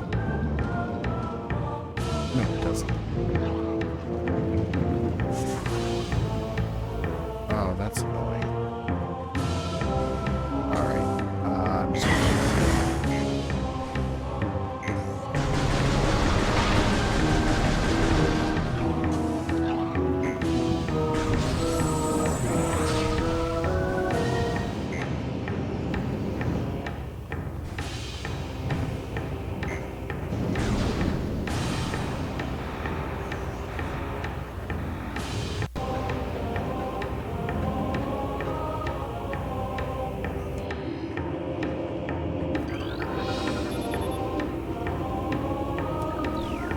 Yeah, okay.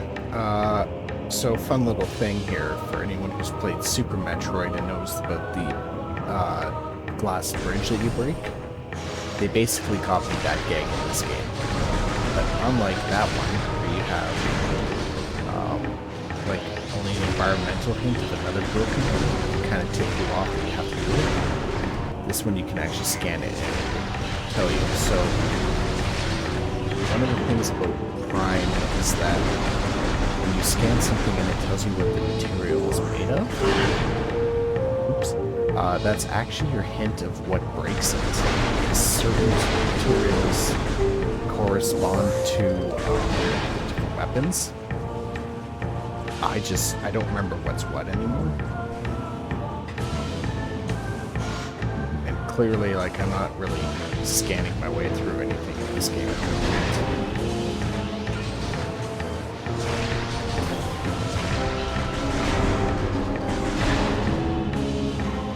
But on a proper first playthrough, you're supposed to be taking a lot of time scanning things, you know, exploring, learning things.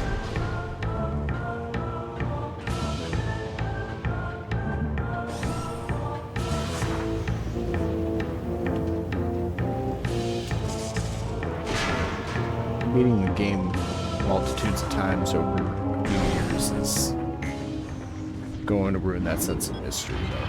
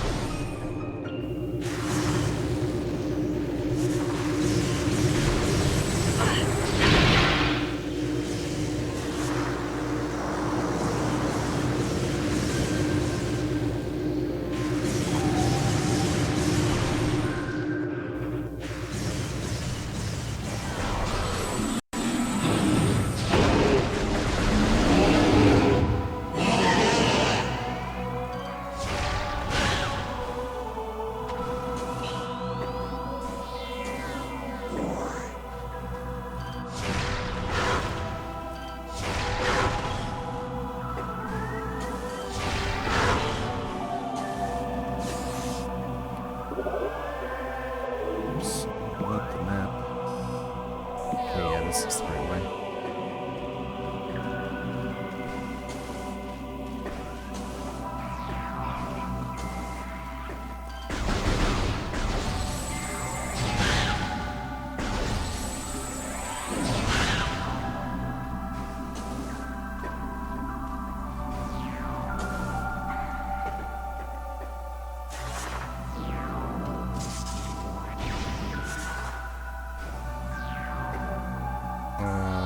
How do I do this again?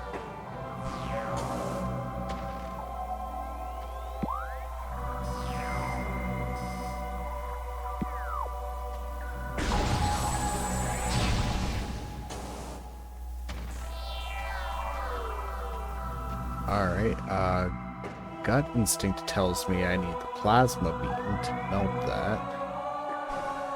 I don't have it yet. I don't think it would be telling me to go over there. Something I don't have yet. So...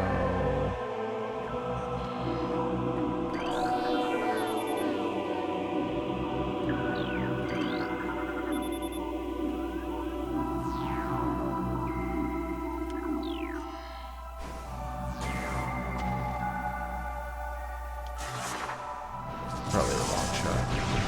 Yep.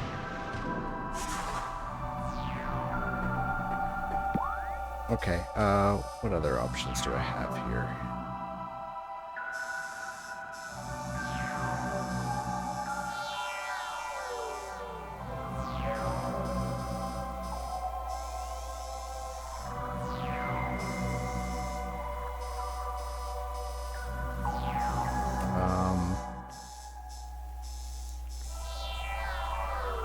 not a lot. Okay, so whatever the solution is, it has to be in this room.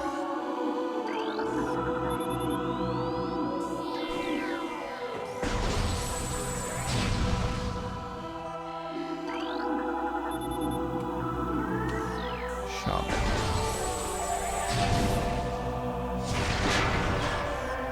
There we go. Yeah, because the gate had a shaman on it.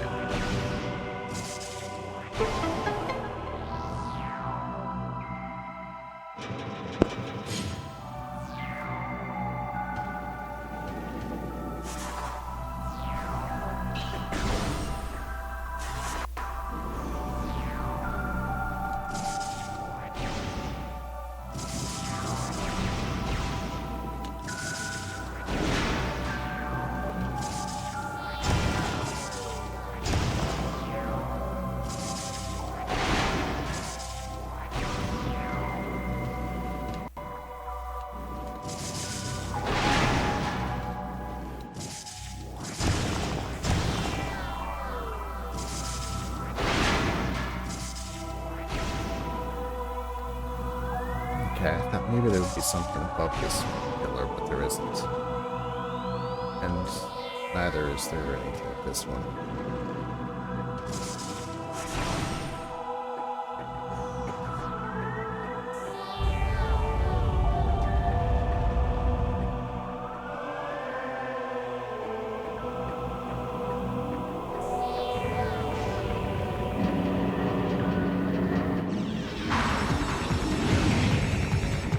Okay, so actually I've been kind of looking forward to this mini-boss because I wanted to see how exactly this works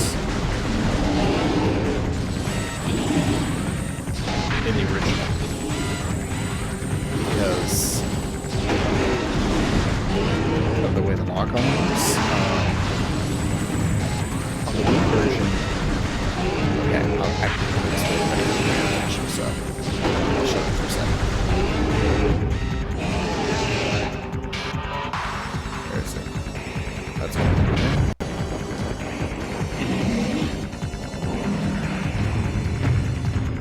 Okay, so yeah.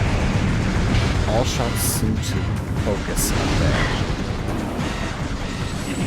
And it doesn't seem to hurt it. If anything, it seems to electrify it.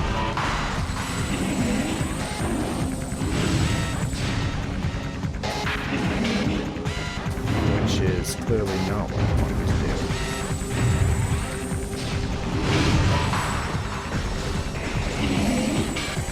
I think on the Wii version, I'm able to kind of aim. Oh wait, do more odd, right? Yeah, I do.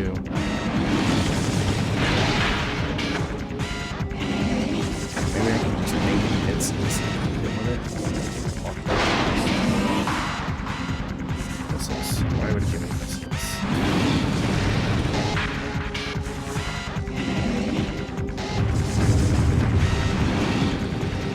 Okay, suddenly this all makes a lot more sense now. Use electricity, I think it slows it down, and stuns it. Maybe not.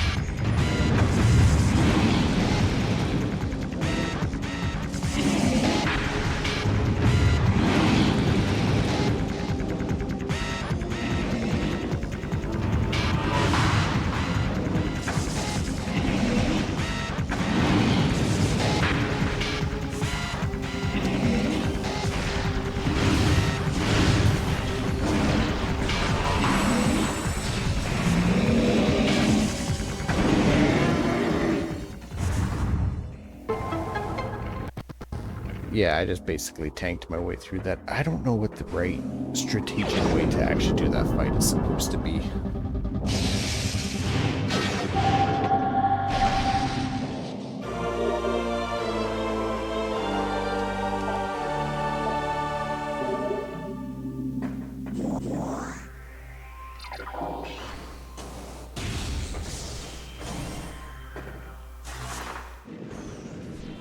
But I got the wave beam. That's what matters.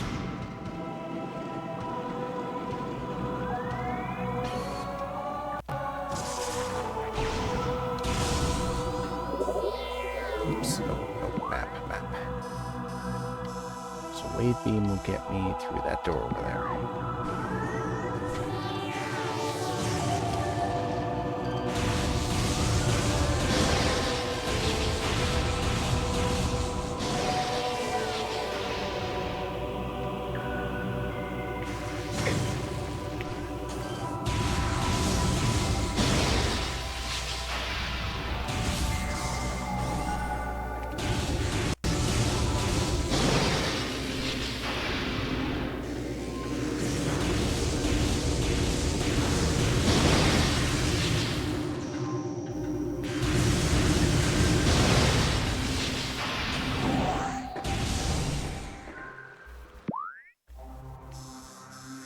I really like how in this game that the weapons, they don't stack, that they're actually different beams.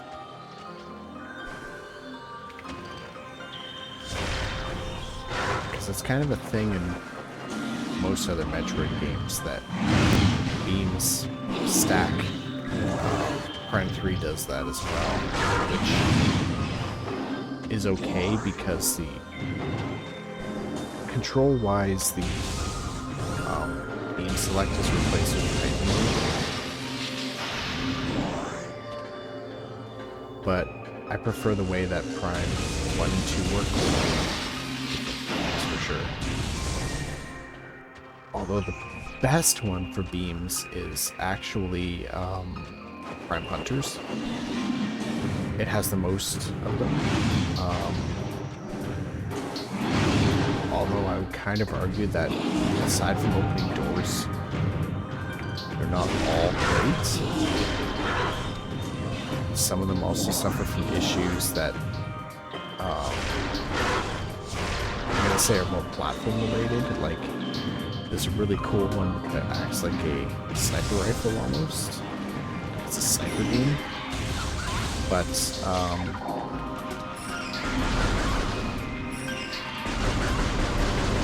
the resolution that's on the DS in terms of like graphics and stuff, it really shows some of the flaws in the game when you start to zoom in with it.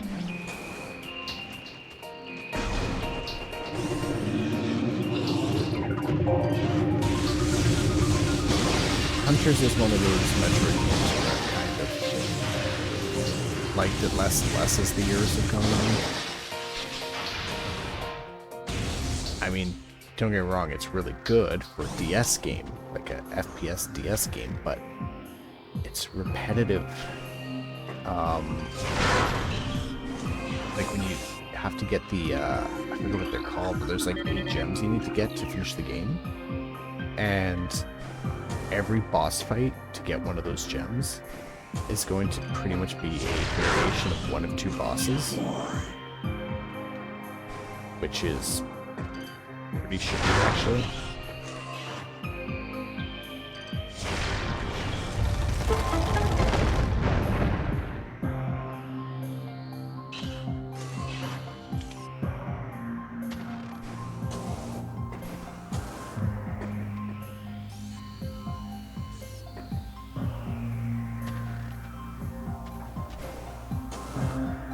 Oh, I thought I was supposed to jump down there.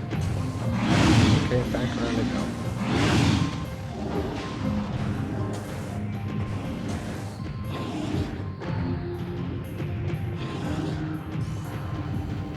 Where do I go from here? Oh, this way.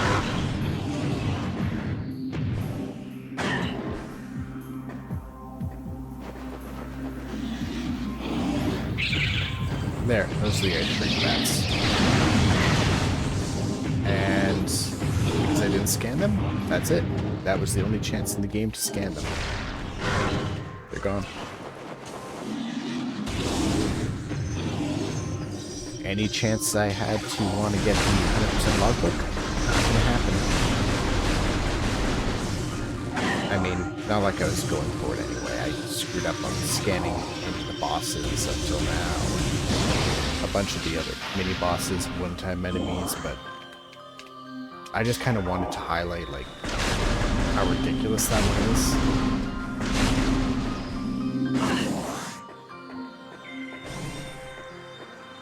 So my advice is, if you're trying to go through this game and 100% it, don't count the logbook. I don't think the game actually counts the logbook for the percentage completion. Even if it does, I wouldn't count it because I find it's bullshit. How do I get up there?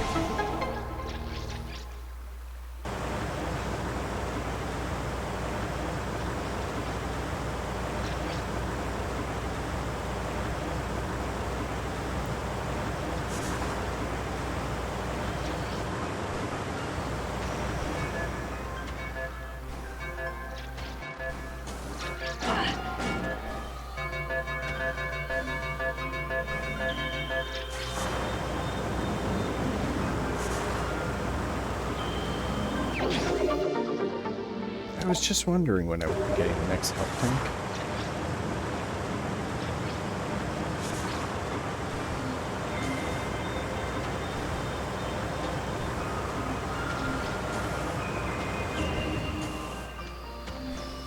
Because the area that's coming up, if I'm correct, is the Pirate's base here in the Drifts. And it's a bit of a tricky part of the game.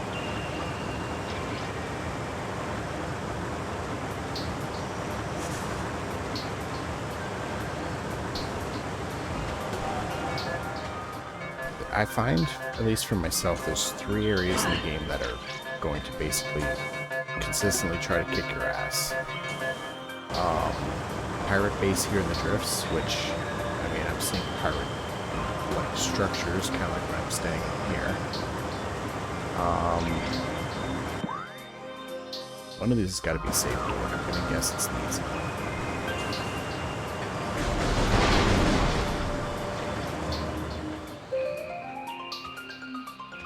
No, that door's not even on. Right? Yeah, door has no power. So my next guess is it's this one. The other area that'll kick your ass is the mines, and then the third one is in the impact crater itself. But that makes sense because the impact crater is kind of like a endgame zone, and the mines also makes sense, even just from a lore perspective, because of what it is. It's the mining phase on. It's got the pirates in it. There's Metroids down there.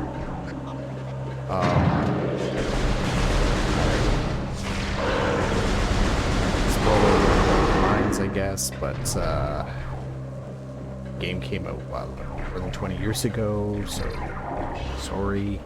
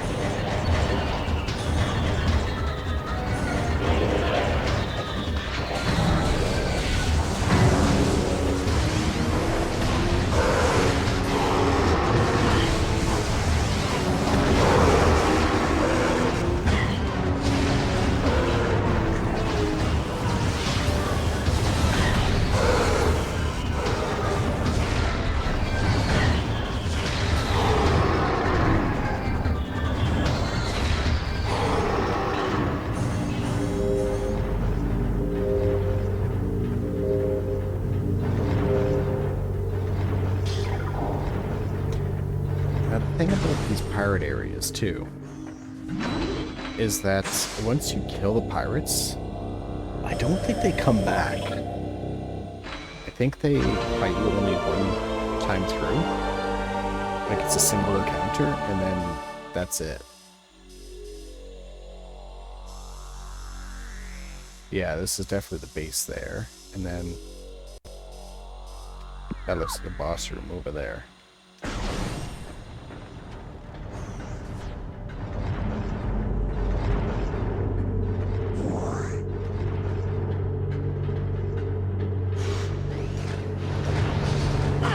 Oh yeah, and remembering what the boss is, it makes sense that the pirate base is first, because I'm pretty sure I need, it's at the end of this, to fight the boss.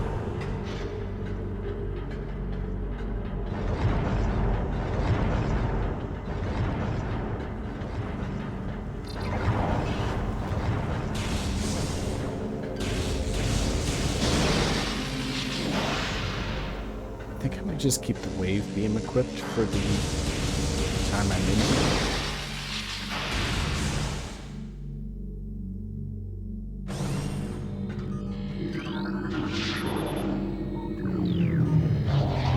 Research lab.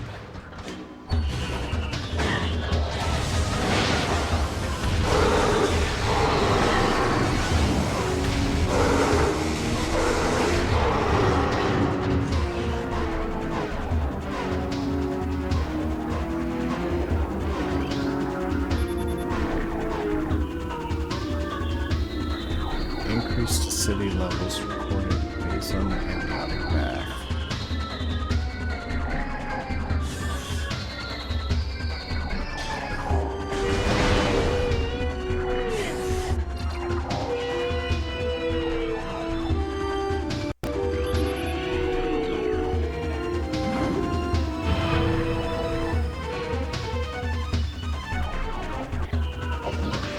Another turret.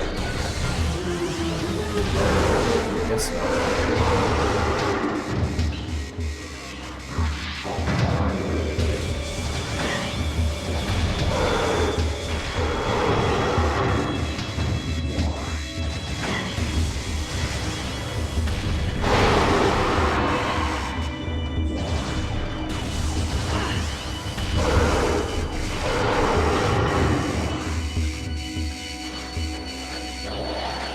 Oh, yeah.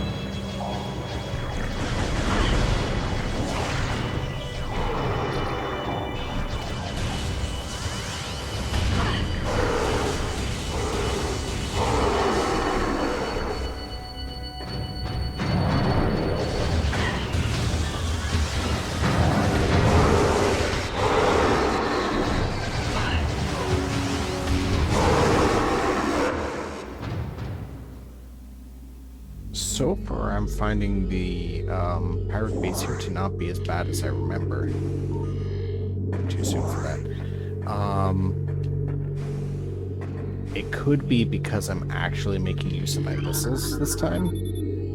A lot of the time when I play through this game, I don't use the missiles nearly as much as I probably should.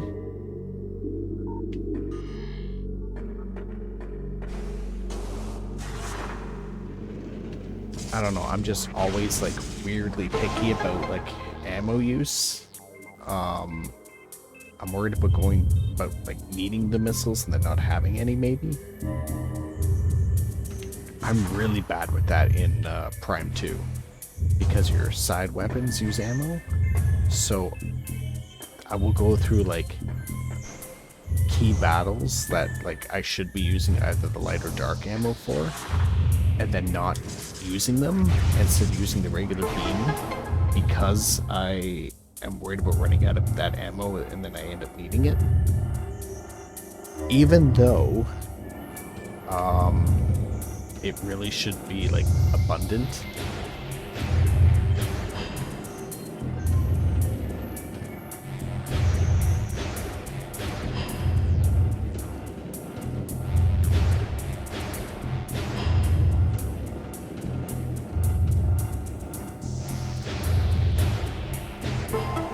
I do this with a lot of things too. Like if I'm playing Halo, sometimes I will hoard the power weapons and then not use them in the campaign, which is really stupid. I've gotten better with that. Like years of playing Halo, and I've kind of learned not to do that. You know, you also play the same campaign missions more and more over the years, and eventually you just kind of learn, like, oh, I'm not going to need the Spartan laser past this point. I might as well just blow up the raids with it or something.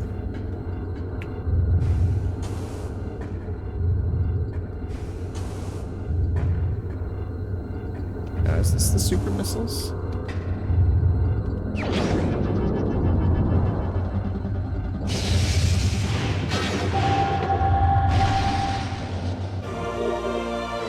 Yeah. I thought these were going to be out of the way to get. I don't remember them just being, like, part of the path to somewhere. Yes, yes, yes. I know which station.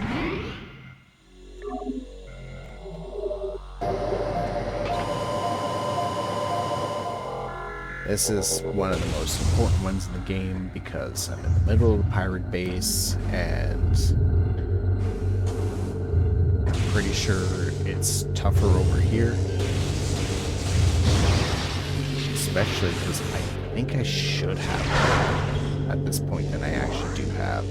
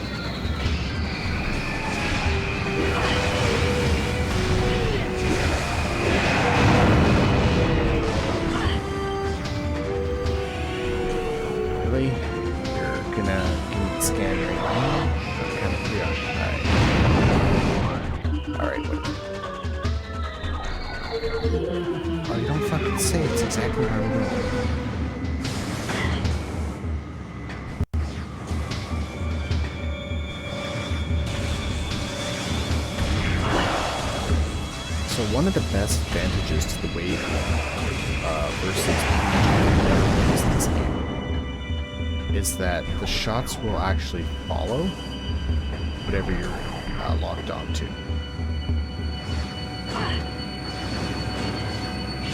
Kind of like how the missiles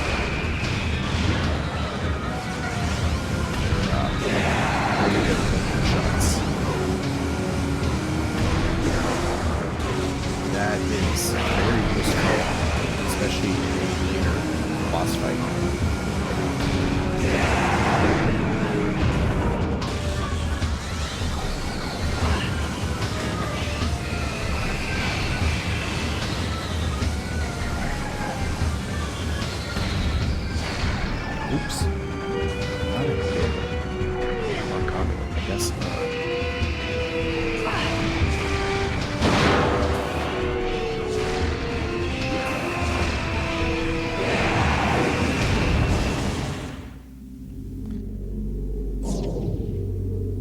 Well, that could have all gone a lot better, actually.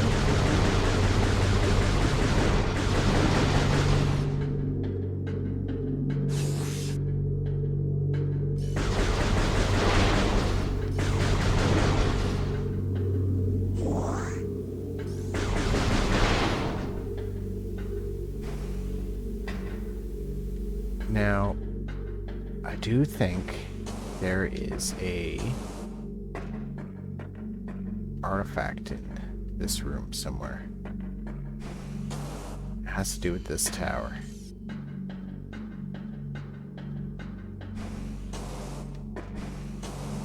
And I think now that I have the super missile, I can actually get it already. Oh. No, I think I need the plasma rifle. Yep, nope. I'm gonna be backtracking to here. Never mind.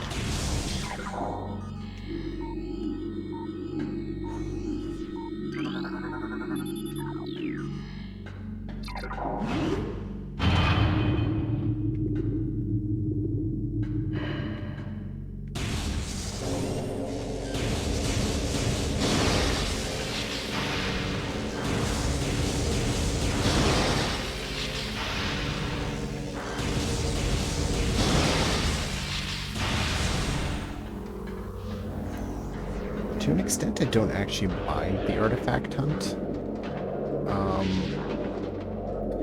It's just annoying that when I know how to get something and it's just blocking me off from it, I'm like, why wouldn't you just set this up so that I can get it while I'm here if I already know? Save me the time. Oh yeah, Metroid. Whatever.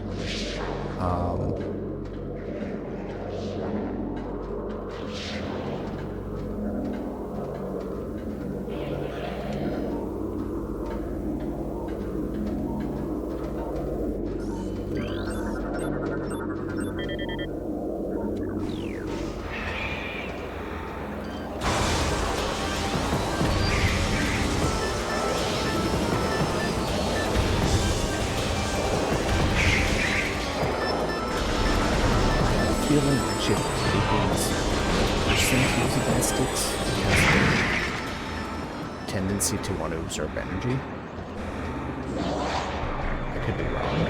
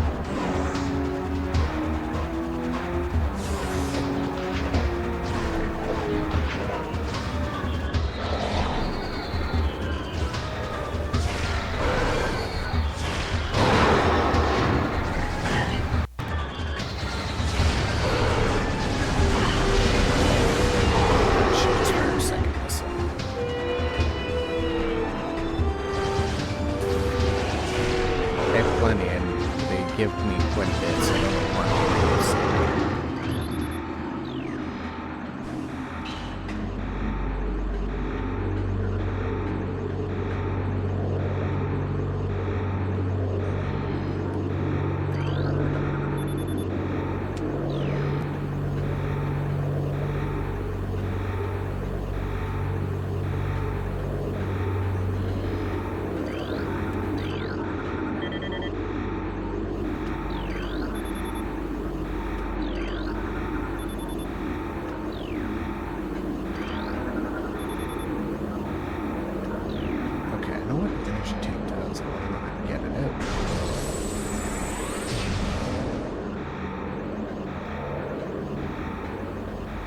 I might have to get it out on the way back through here.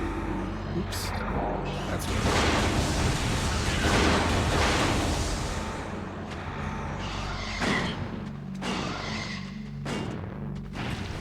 Oh, that is so annoying.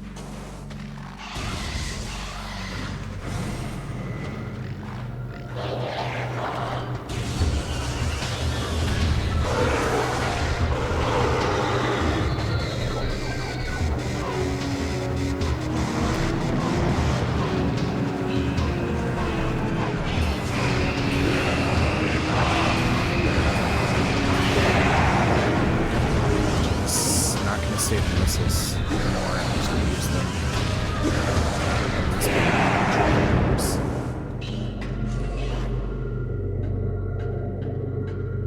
It doesn't help. I'm kind of a bit farther from the save point than I would like to be.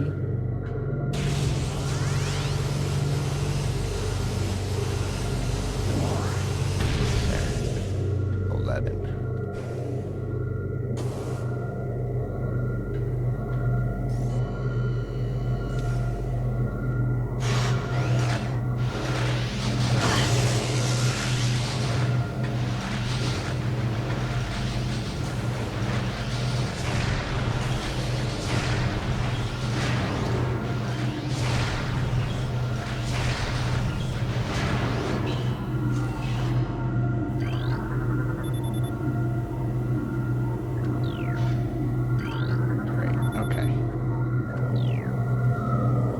Shut down the power so that I can get the thermal visor.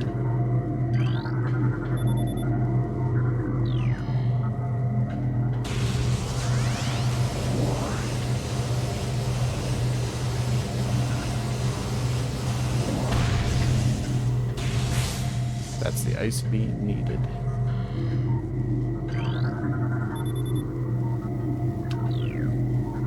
Wait, I thought it shut it down. Central tank meets circuit connection terminated.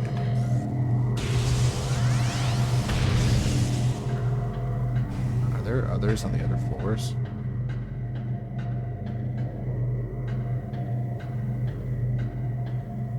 There might be. Yep. Yeah, any of those red scans are like 100% needed scans to do something.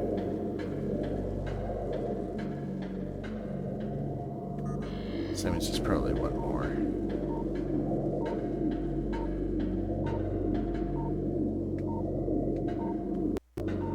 Maybe it's at the very top.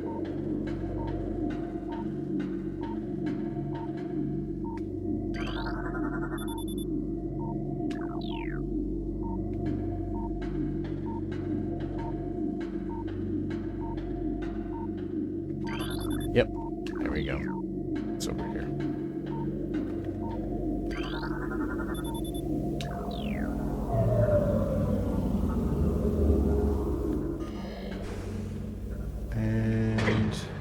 Is going to stay on just long enough for me to get it, and then it's going to go off. So I'm going to be doing thermal the whole way out of here, probably.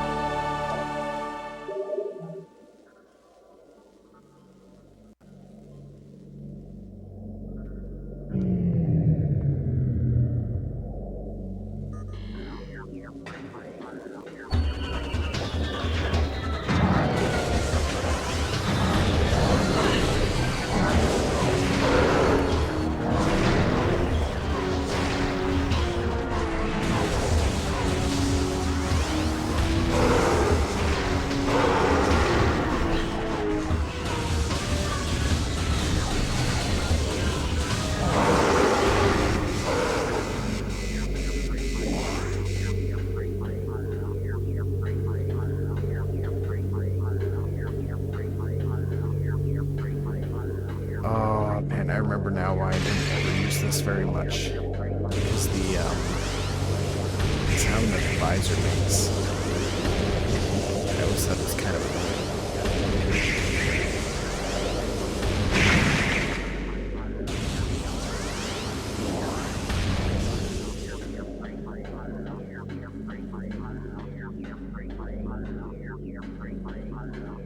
Although right now, I don't think it's that bad.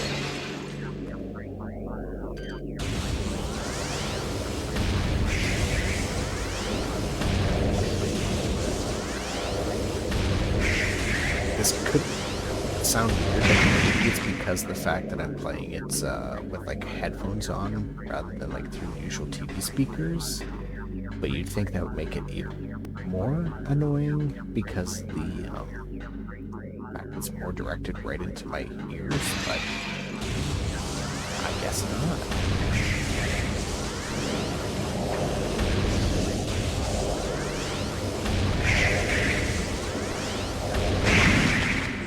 Yeah, and I'm saying now that the thing about my assumption about not using the wave beam on the Metroids, irrelevant.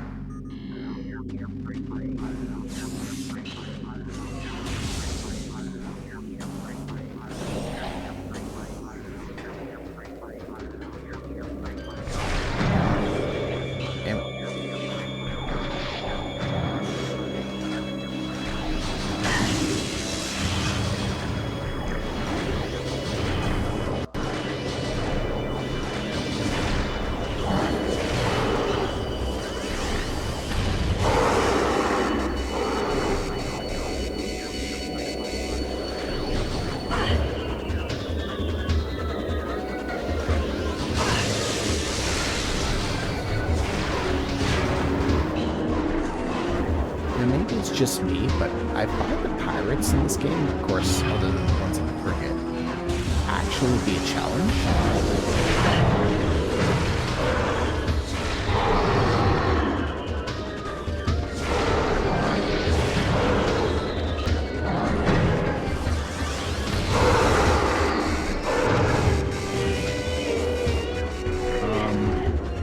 Prime 3, they're easy. And they actually get easier the more quickly you get, especially when you're skip the ability to kind of snipe them. Although the game doesn't advertise that to you, you can get headshots on them with the X-ray visor.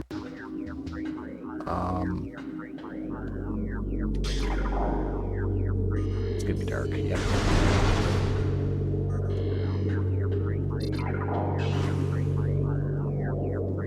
Okay, let's see if I can break this open now.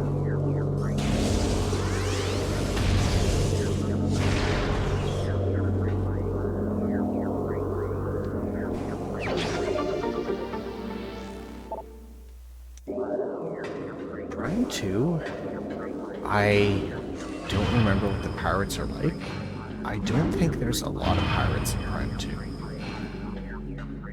I think that they're just part of a very small subplot to explain why the Federation was there.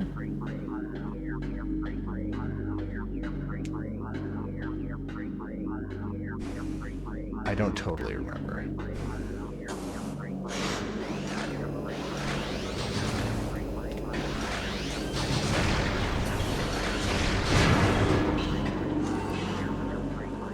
Although I do realize I'm probably talking about future games a lot and spoiling things.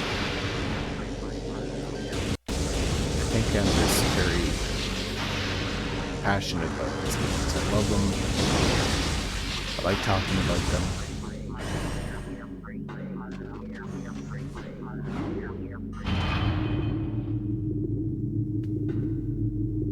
I'm gonna hope I don't need the thermal outside, because that would be weird.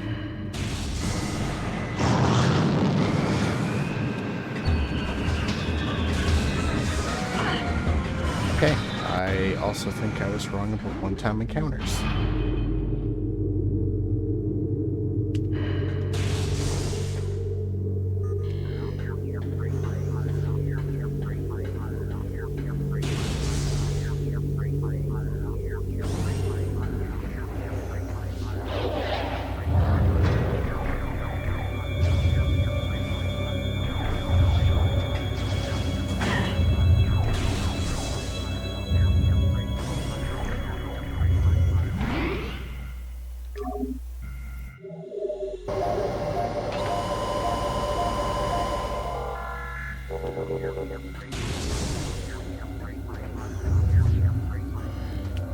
Oh.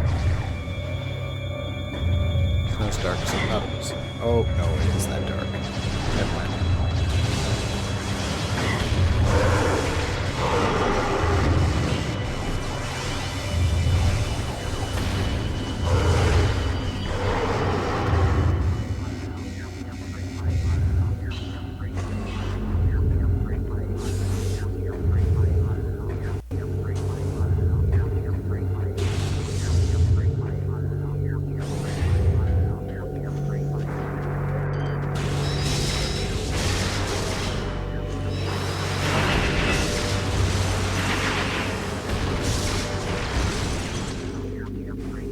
Those things are nerfed a lot in later games. Here they're really hard hitters. Actually, they're kind of stupidly OP.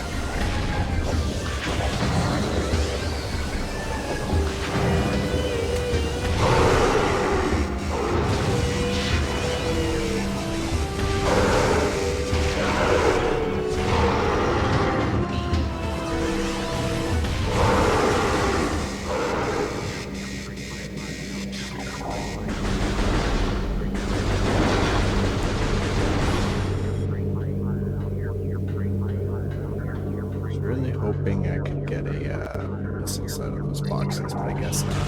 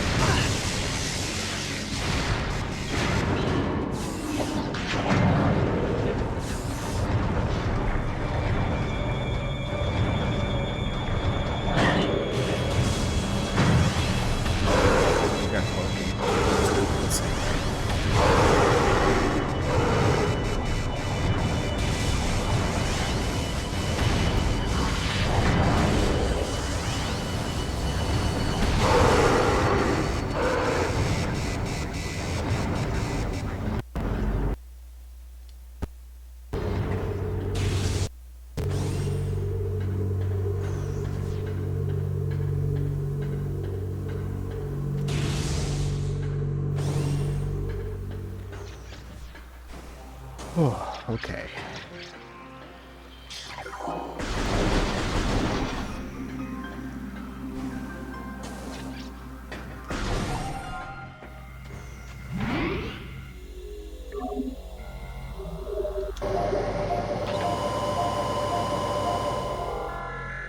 Now I do not remember where to go at all.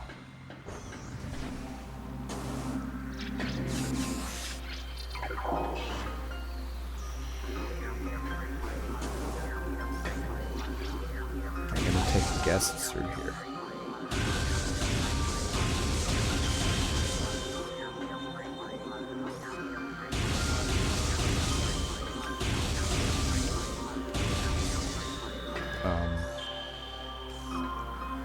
Is there like another one or something I'm supposed to do first?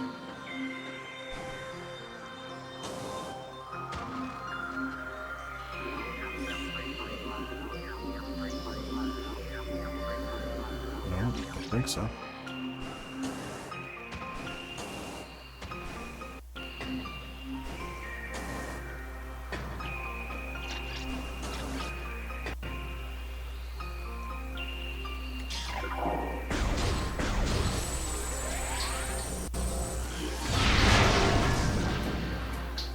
The superness. Yes, there we go.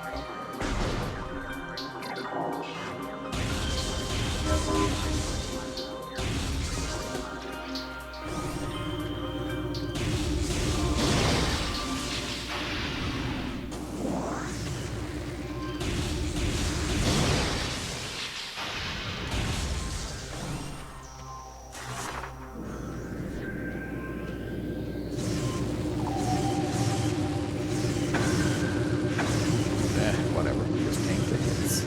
They don't do too much damage anyway.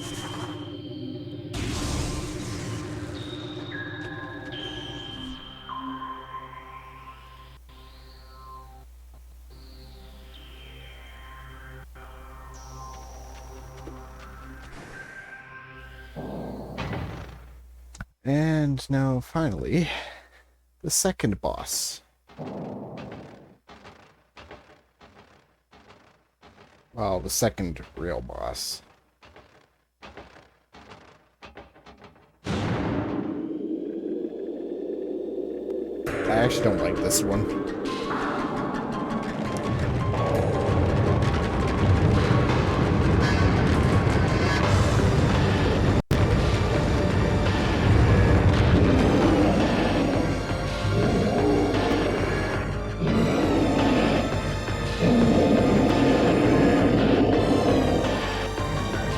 I think the idea of doing a boss fight as a giant rock monster is actually pretty stupid.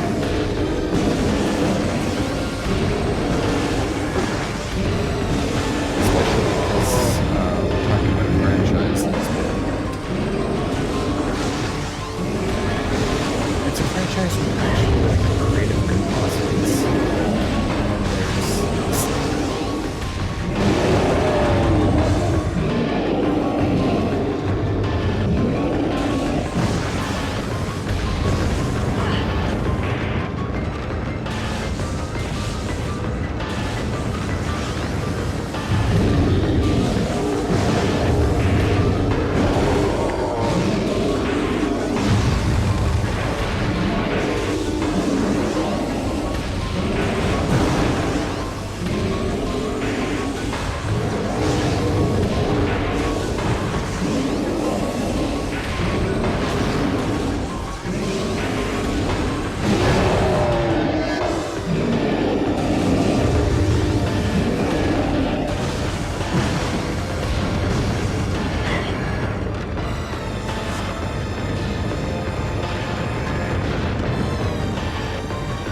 using the ball boost to get out of the way. I could have figured that out on my own.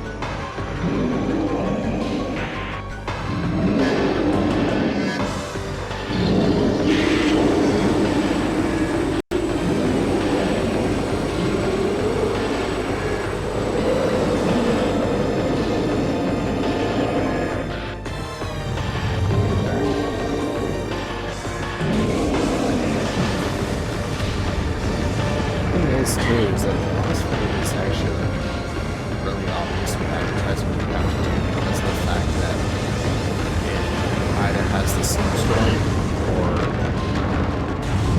it obscures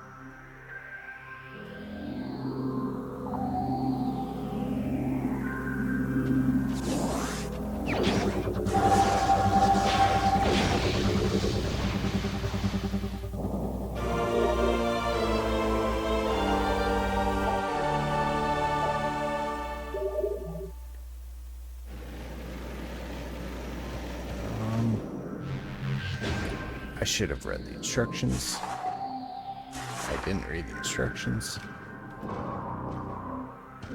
Okay, it's the trigger.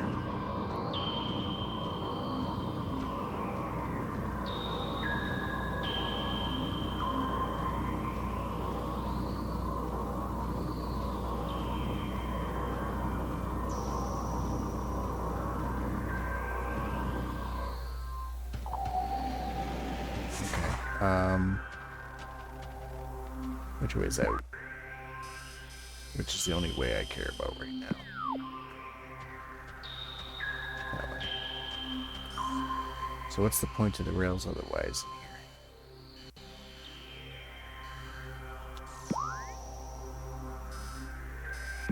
in here? To get up there.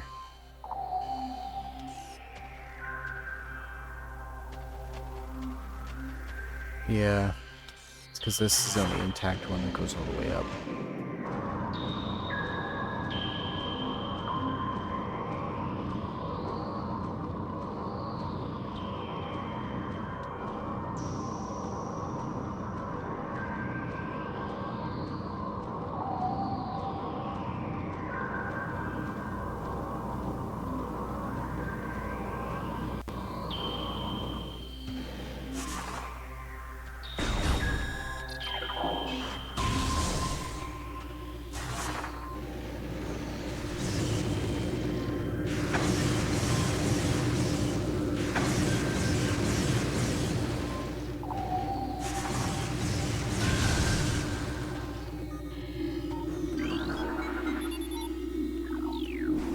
Caverns.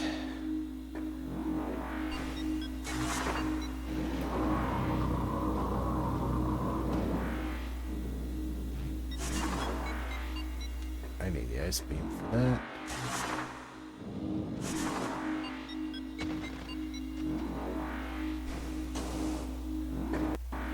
Alright. I'll just trust the path. And I'll see where this takes me into the caverns.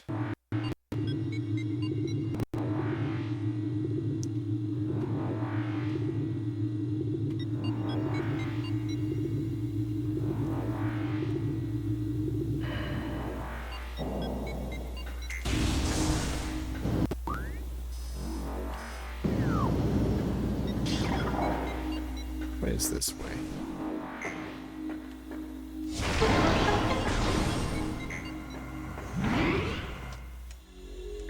Yep, this is useful. Always need a save spot.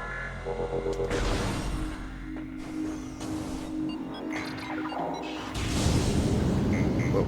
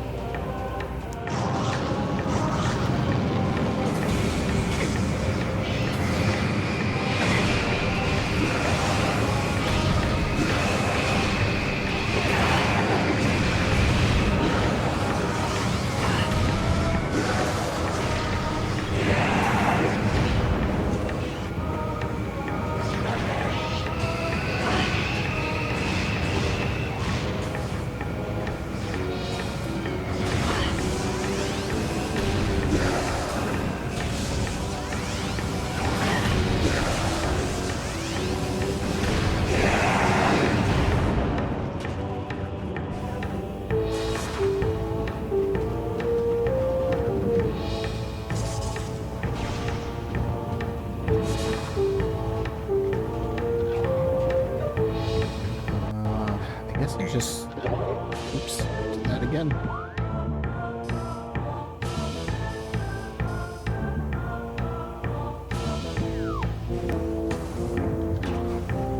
Let's just go up here.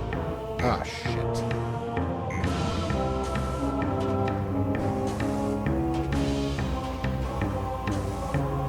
Oh, okay, so that's where I came in.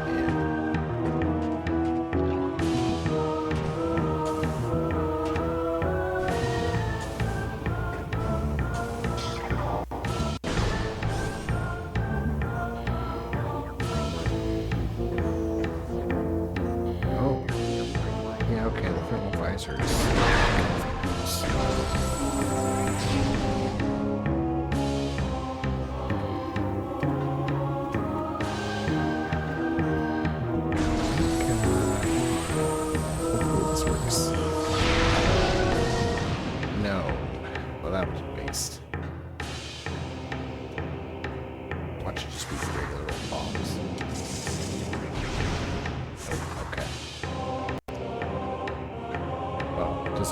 it's a high-speed door. It looks to be on the other end of the room.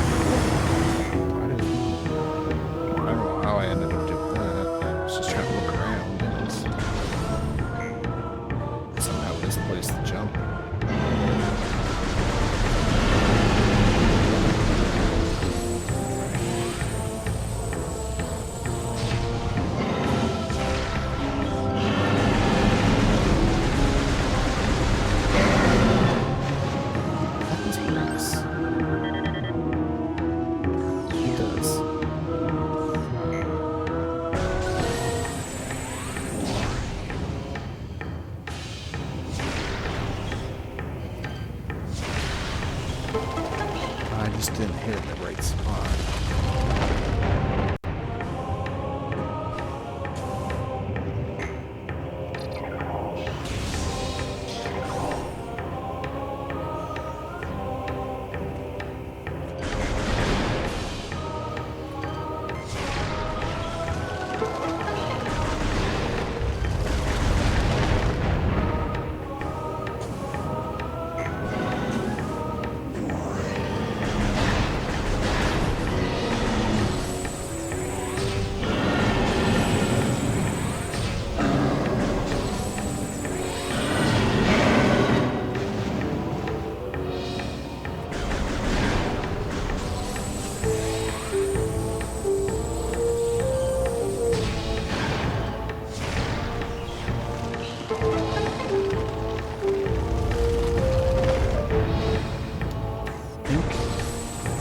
This is the one with the artifact.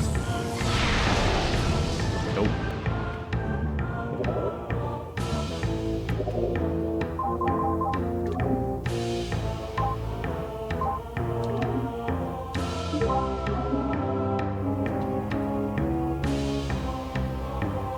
A shrine. Magma. Sun chamber.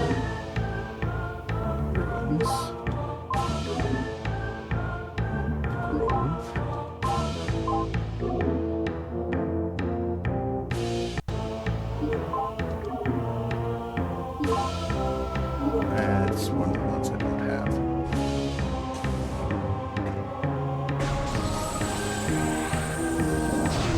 That would be just my luck.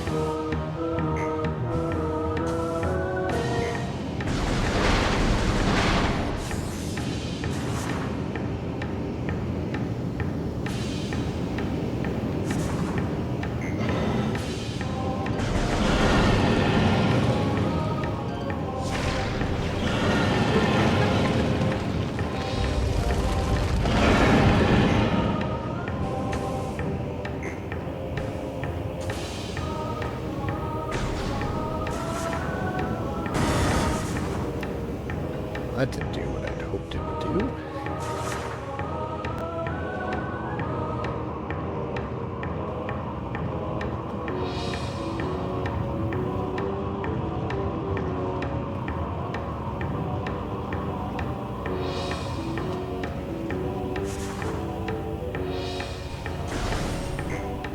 Oh, this this is gonna put me back into the overworld.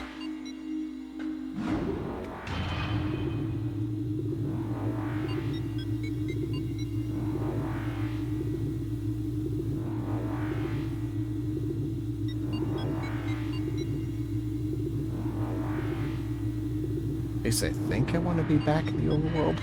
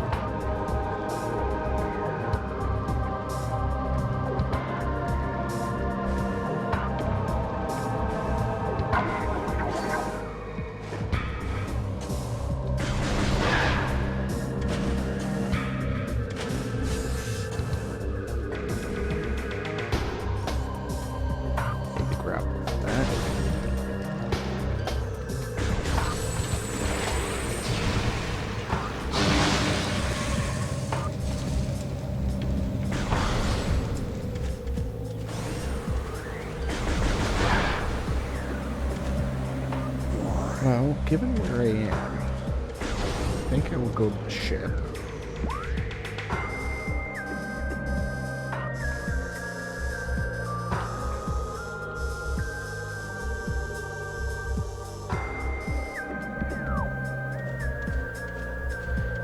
Get some more missiles. So let me save that that gives you health and ammo.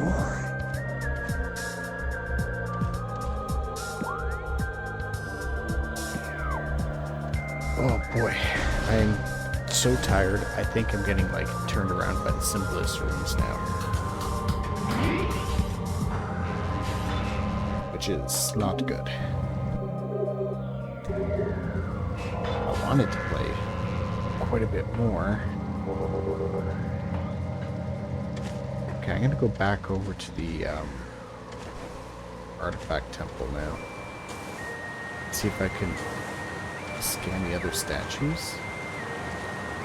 I'm gonna be very surprised if I can't.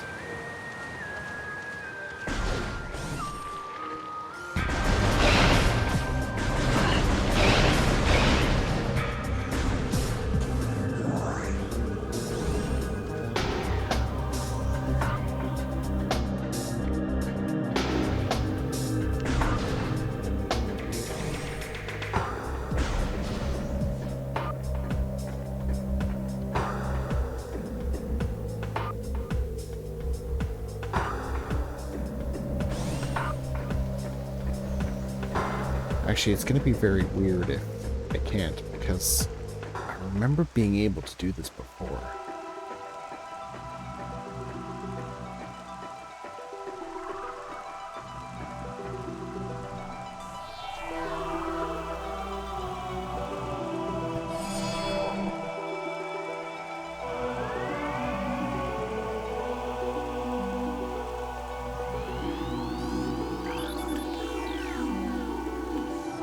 Should be a darker red one. Or I guess 3 of them. Is it on the opposite sides?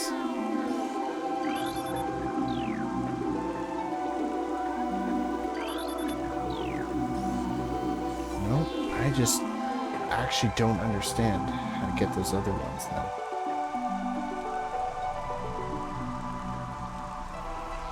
I neglected to scan it the right way somehow?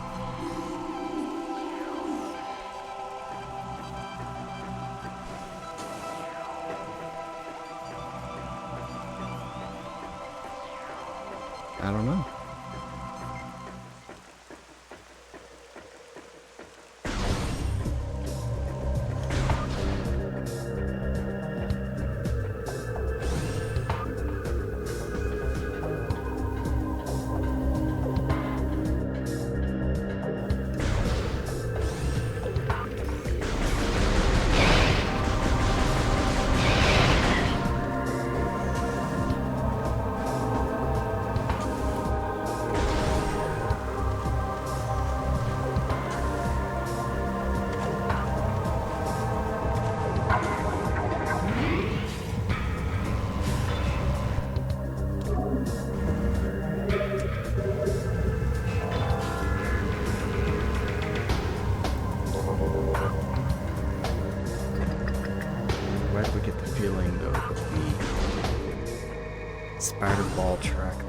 trilogy looking for is not.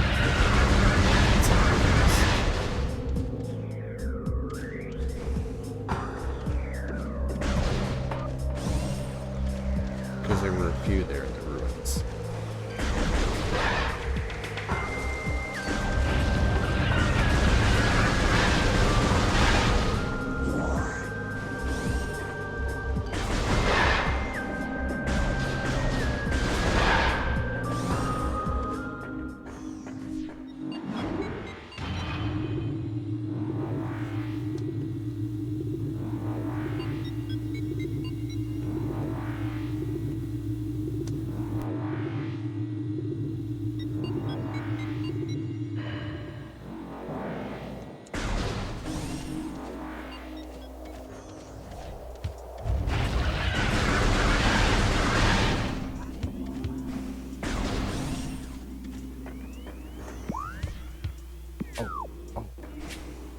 Over here.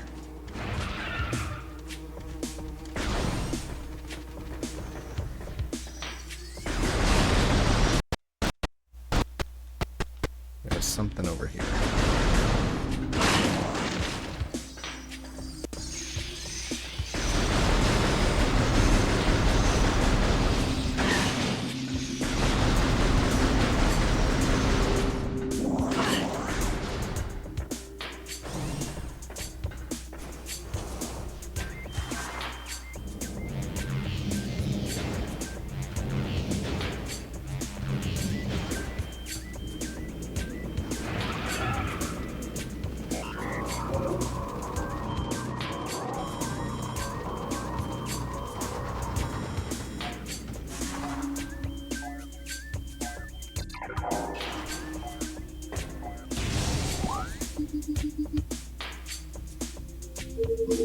Oh.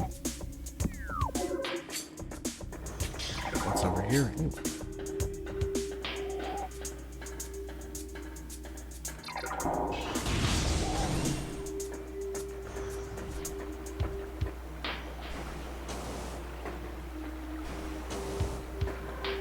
I don't remember this room.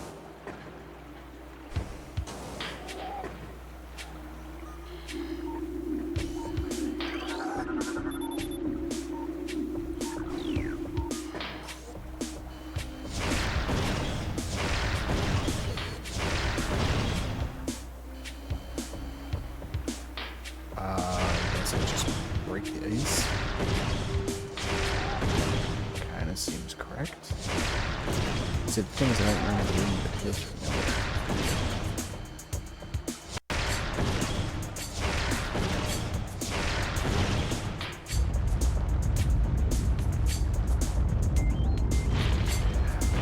Oh, it's like the super missile version of Blade. That's what's there.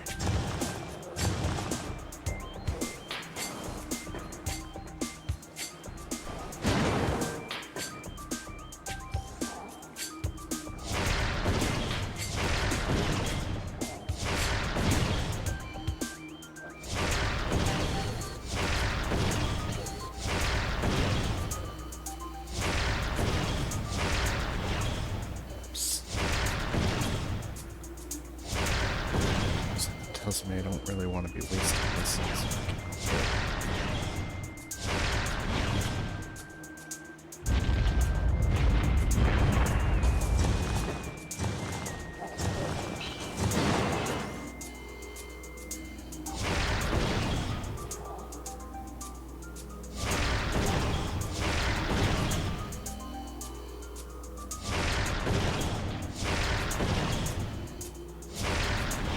Damn it.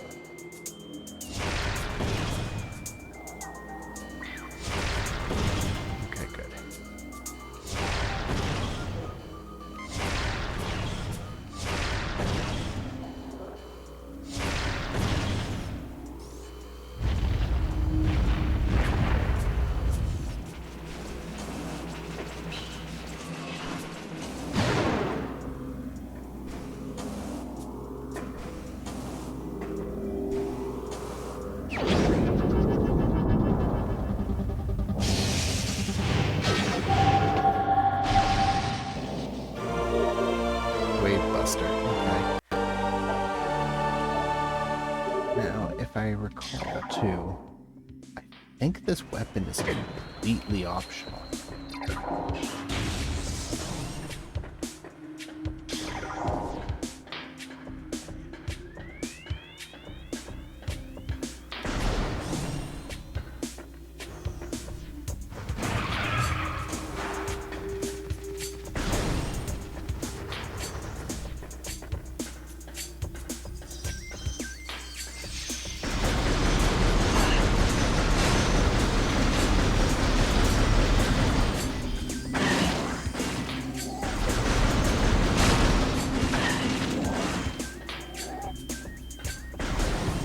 I do recall actually not liking the Wave Buster very much because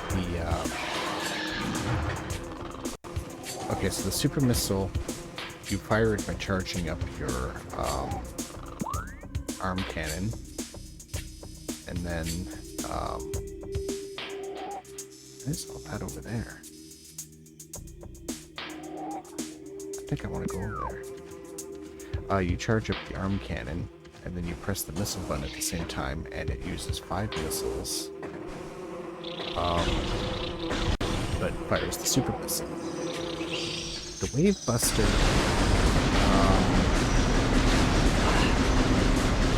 latches onto an enemy and acts like a type of like electro beam, but it fires missiles for every second that it's active, so you can easily burn through your entire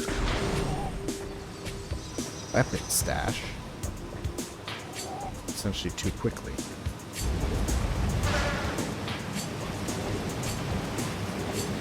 That's why I don't like it. I think it's the same thing with the fire, like the plasma rifle thing, because I think that's like a flamethrower kind of thing, so it seems pretty cool, but you'll just burn through ammo.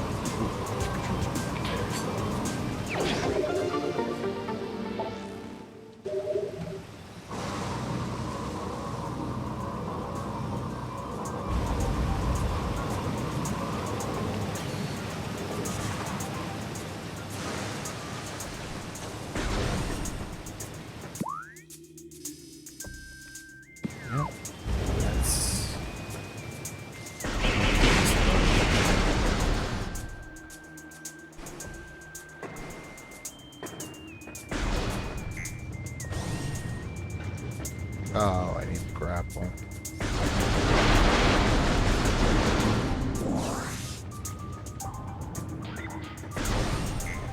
Okay, back I go.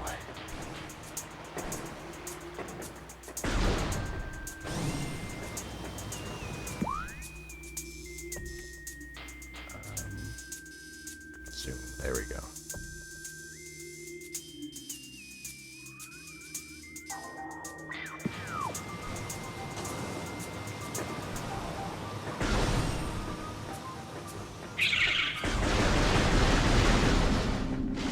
Now, I do recall one of those artifacts said Sun Chamber. That's where I fought the boss here before.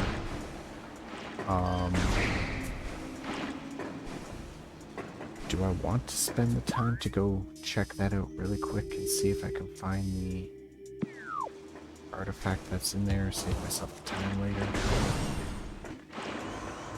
I'm gonna go save real quick. Just in case. I don't remember when I last saved. I have a feeling it wasn't that long ago, but I just want to check.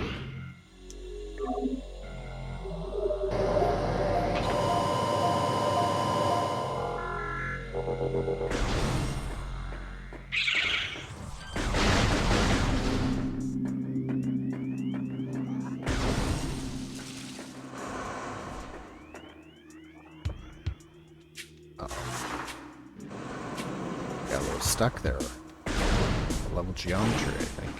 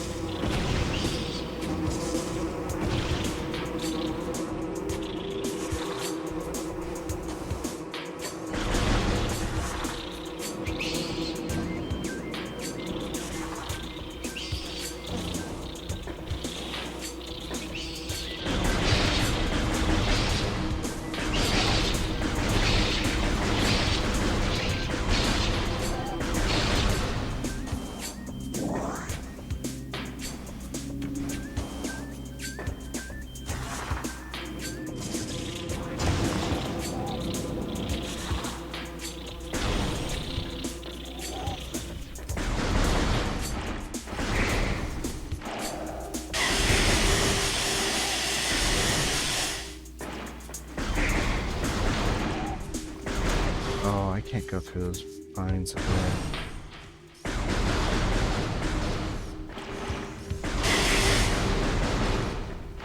So clearly I have to go through the back entrance to the sun chamber.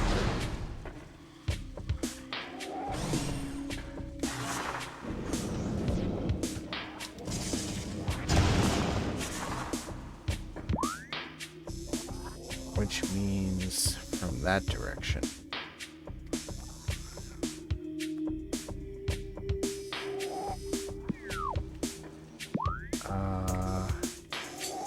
I don't want to bother with that right now.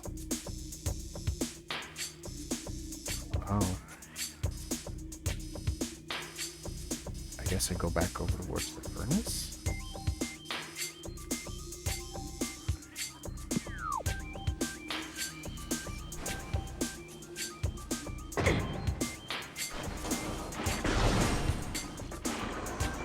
Is this the right way?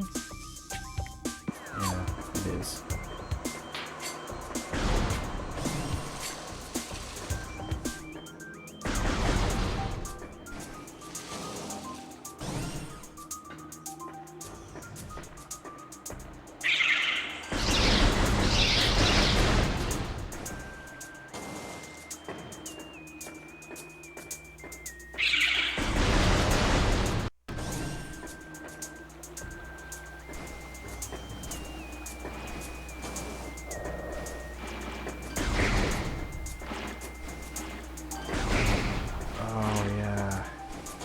This mothball tunnel here.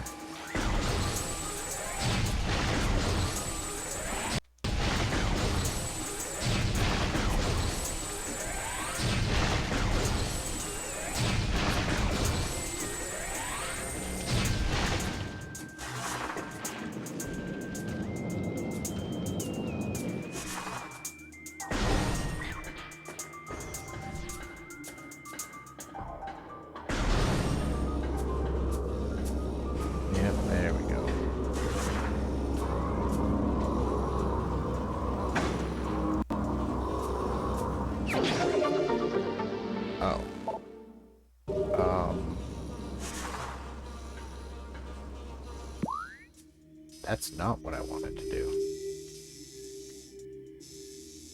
I think I went the wrong way at some point.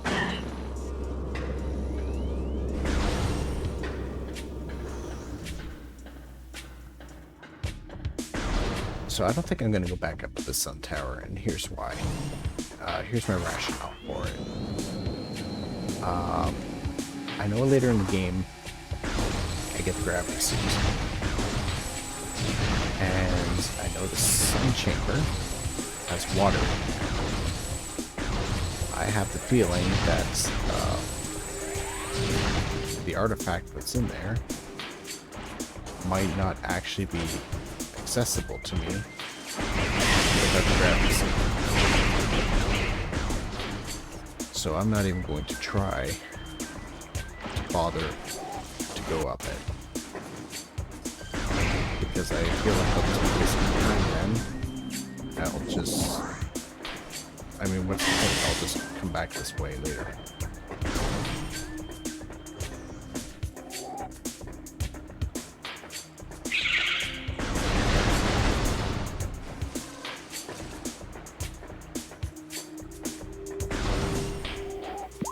At least I hope that makes sense. Kind of makes sense to me.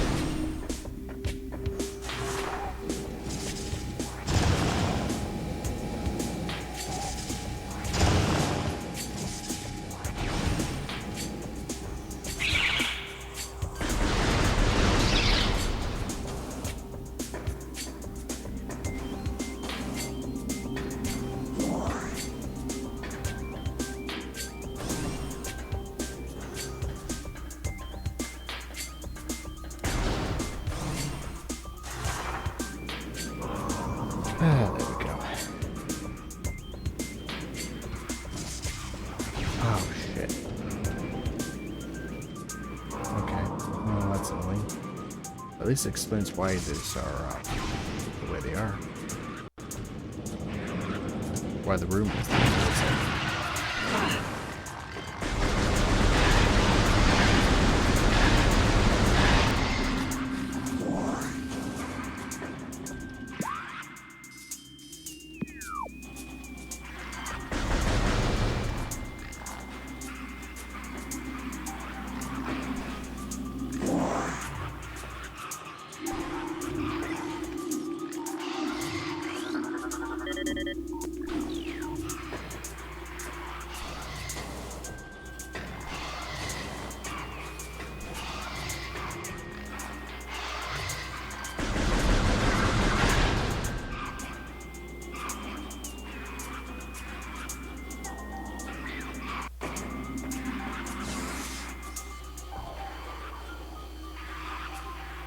Get on those.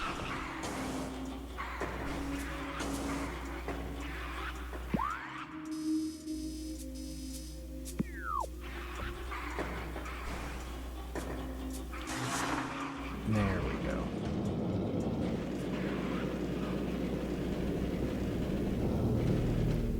Oh.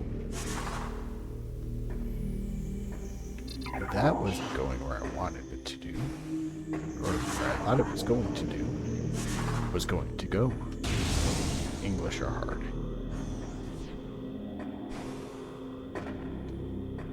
Okay. I think I'm about to end up getting the ice beam.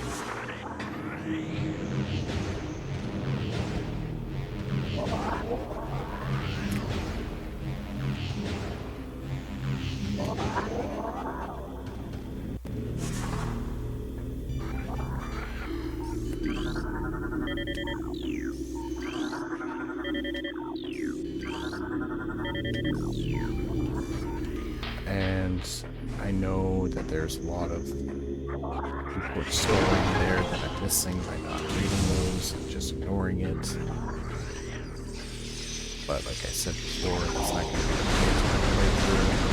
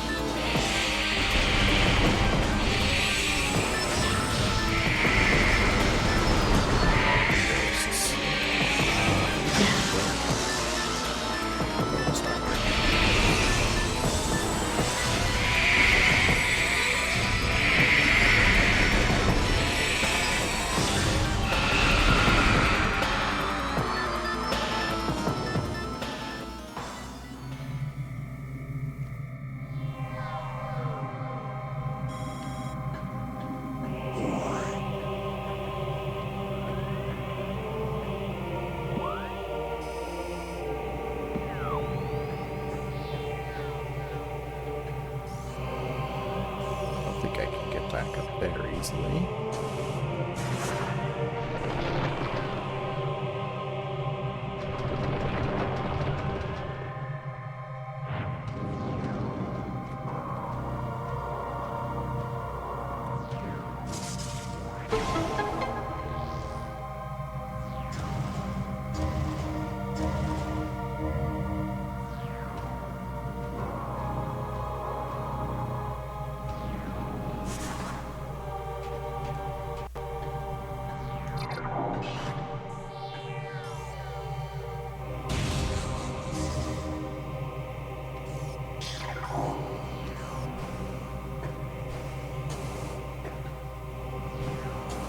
Can't get back here. Okay.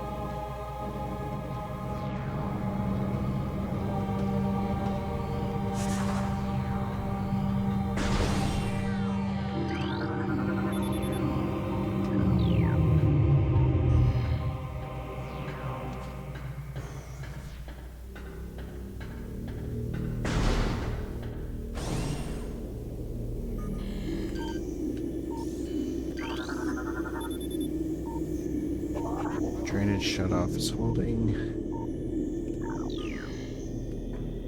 I don't think I want it to be holding. No, I don't. I want to drain that.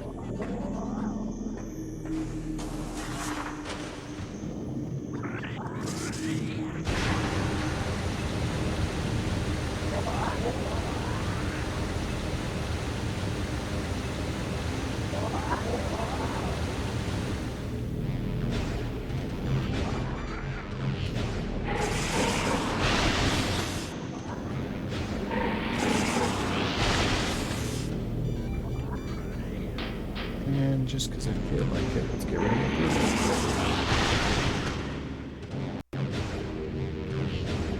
Now, here.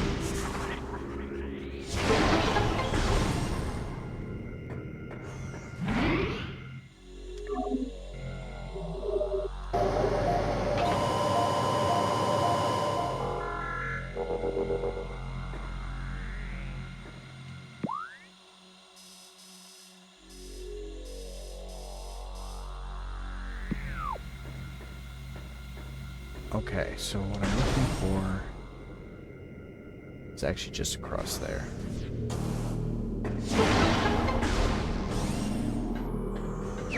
Nice beam. Okay. And then I think I'm gonna go back to the other save spot. And I'm gonna save, and then I think that's gonna be it for tonight. I'm getting very, very tired. And I'm feeling like this is a good place to probably stop because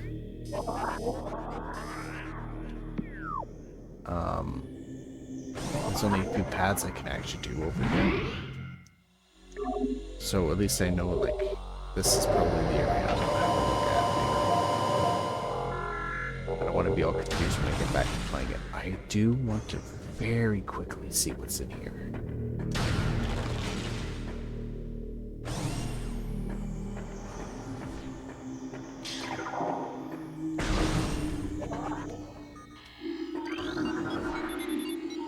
Talon Overworld set.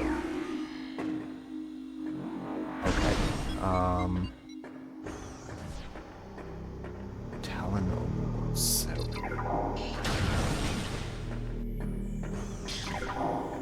I'm gonna see what this does. And if it does what I think it does.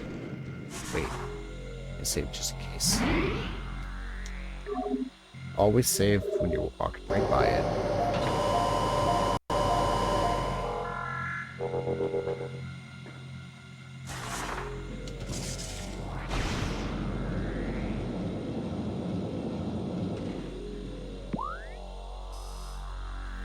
Where does this go?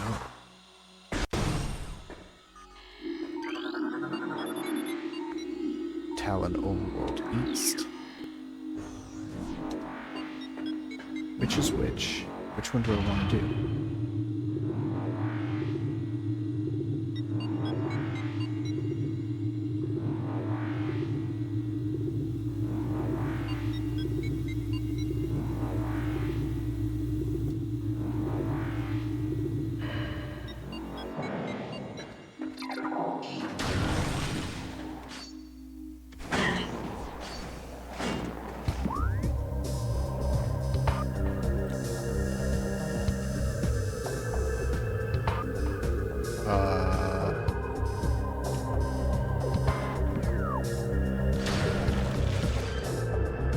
Well, I no longer think this is going to be a quick check.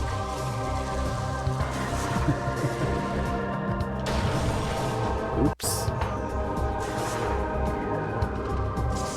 Oh well, it happens.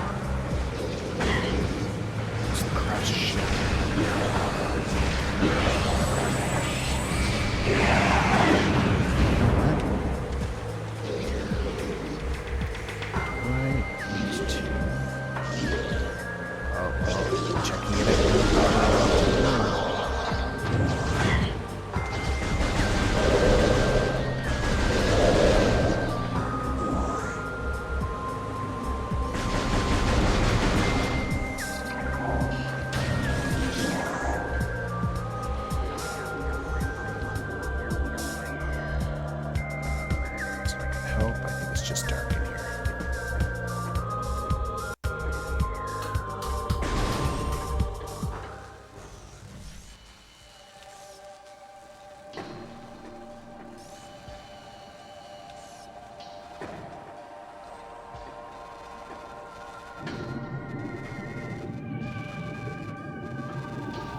Okay. So actually, this leaves me in a better spot than when I wanted to leave before. Because I know that there's a save area in here. And after this, there's only one way I can go.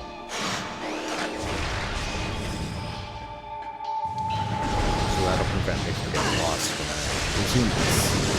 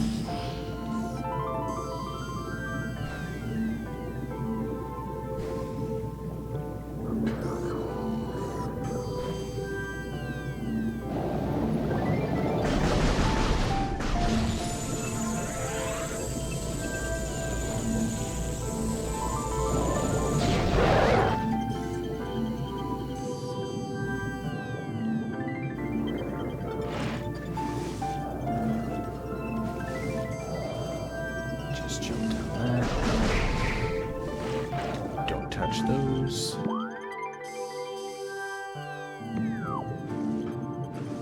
So this is where I fought the Parasite Queen before. So that means I need to get back up the elevator that I took down to get to her in the first place.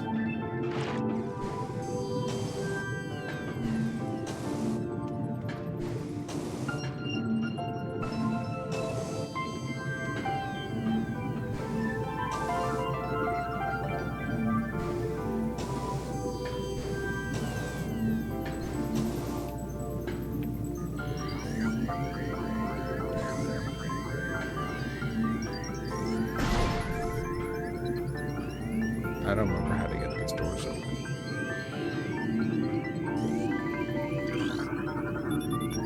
The door has no power. Yeah, I know that. Oh.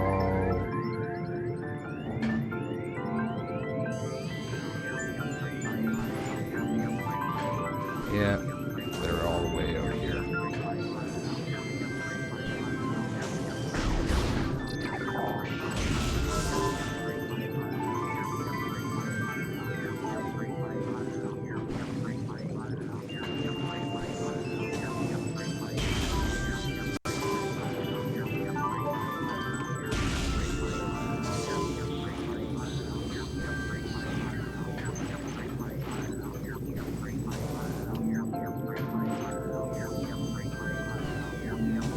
What's that over there? Is that one of them?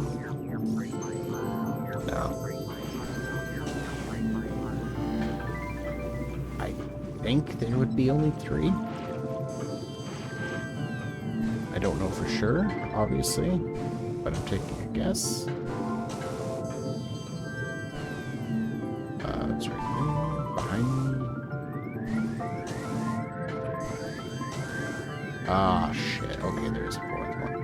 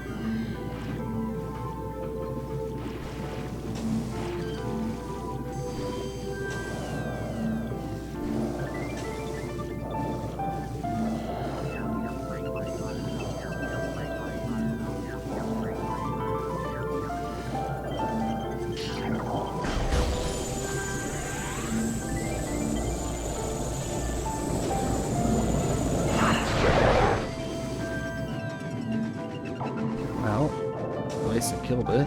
Not what I wanted to do it, though. Oh, wait a second. Am I an idiot?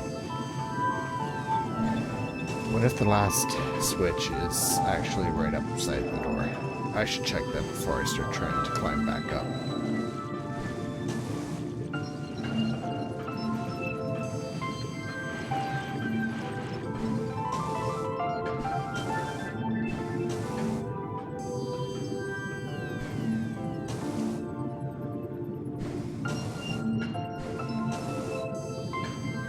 I think I did check this before. Oh shit, it is right there. How did I not see this earlier?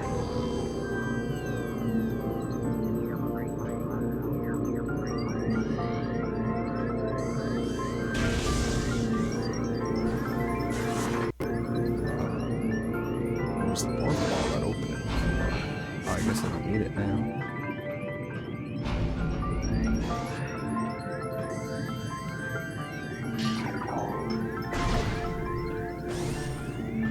This is the save spot for right before the boss from earlier.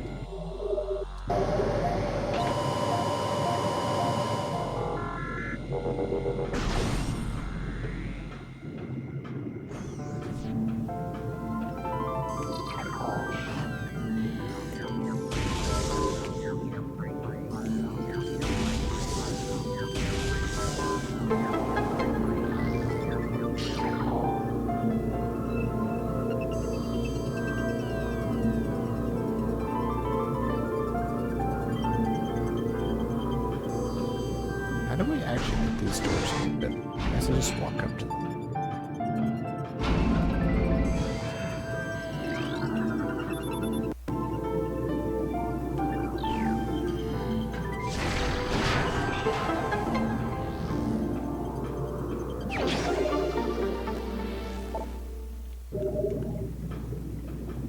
Now, I know what's going to happen here. The game is going to tell me something.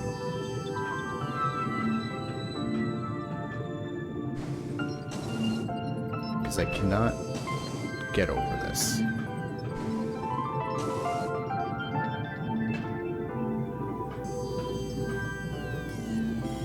There we go. Progress hindered by liquid environment. Parachute augmentation required to advance. So now, this is the second backtrack that's really annoying in the game. Oh, I don't actually find this one as annoying as the first one. I actually quite like coming down, trying to get through the crash. You know what? I'm gonna save. And this is where I'm gonna stop. This is what I was thinking, because, like I said, there's only one way to go, and it's back out of the ship. And since I'm underwater, I know what I'm looking for when I start up the game next time. But that's why I don't mind this, actually, because I like trying to get around the ship as is. I don't find this to be as tedious as some people say it is. But, I get it. I do get it. I understand people's complaints. I've seen enough videos about the complaints that I don't entirely agree with a lot of them. I think for a lot of people, if you're complaining about the backtracking in a Metroidvania, you probably don't really like Metroidvanias all that much. And although a lot of like side-scroller ones don't suffer the same issues as Metroid Prime does, I mean, I kind of feel like that's just the price you pay for trying to convert it to not even the fact that it's first person, but just 3D in general, with the way the map is laid out. Like, I feel like you're just going to run into these kind of issues because you're not able to kind of grid it out the way you can for a side scroller and plan it entirely. And that being said, too, Super Metroid, which everyone always argues is the best of the series, is not without the exact same faults a lot of the time. So I don't know why people bitch about one game and then praise the other. I've seen people make the argument the other way too, saying Prime is the best and Super Metroid has these flaws. Um, you know what? I think when it comes down to that, it's probably just people's preference of, oh, I like a 3D Metroid game or I like a 2D Metroid game. I like both. Personally, I prefer the 3D ones, but um, yeah, anyway, I guess that's my little rant to kind of leave off right now because well, it's just what's on my mind, and I don't know, want to get it out before I go. But I'm going. I need to go. It is after 1 in the morning here. I am very, very tired. I started stream a lot later than I wanted to. Um, I was hoping to make it all the way to the phase on mines actually today, but clearly that's not going to happen. So we'll see. Maybe this weekend. Maybe I'll get to it sooner, depending on how my schedule goes for the week. I really don't know. But what I will be doing is I'm going to actually flat out admit that I'm going to Google why the hell I can't find those other artifact lores to scan, because I am 100% sure they were supposed to be right there in the artifact temple, and it is bugging the shit out of me that I cannot find them. So I'm gonna do that, and see ya.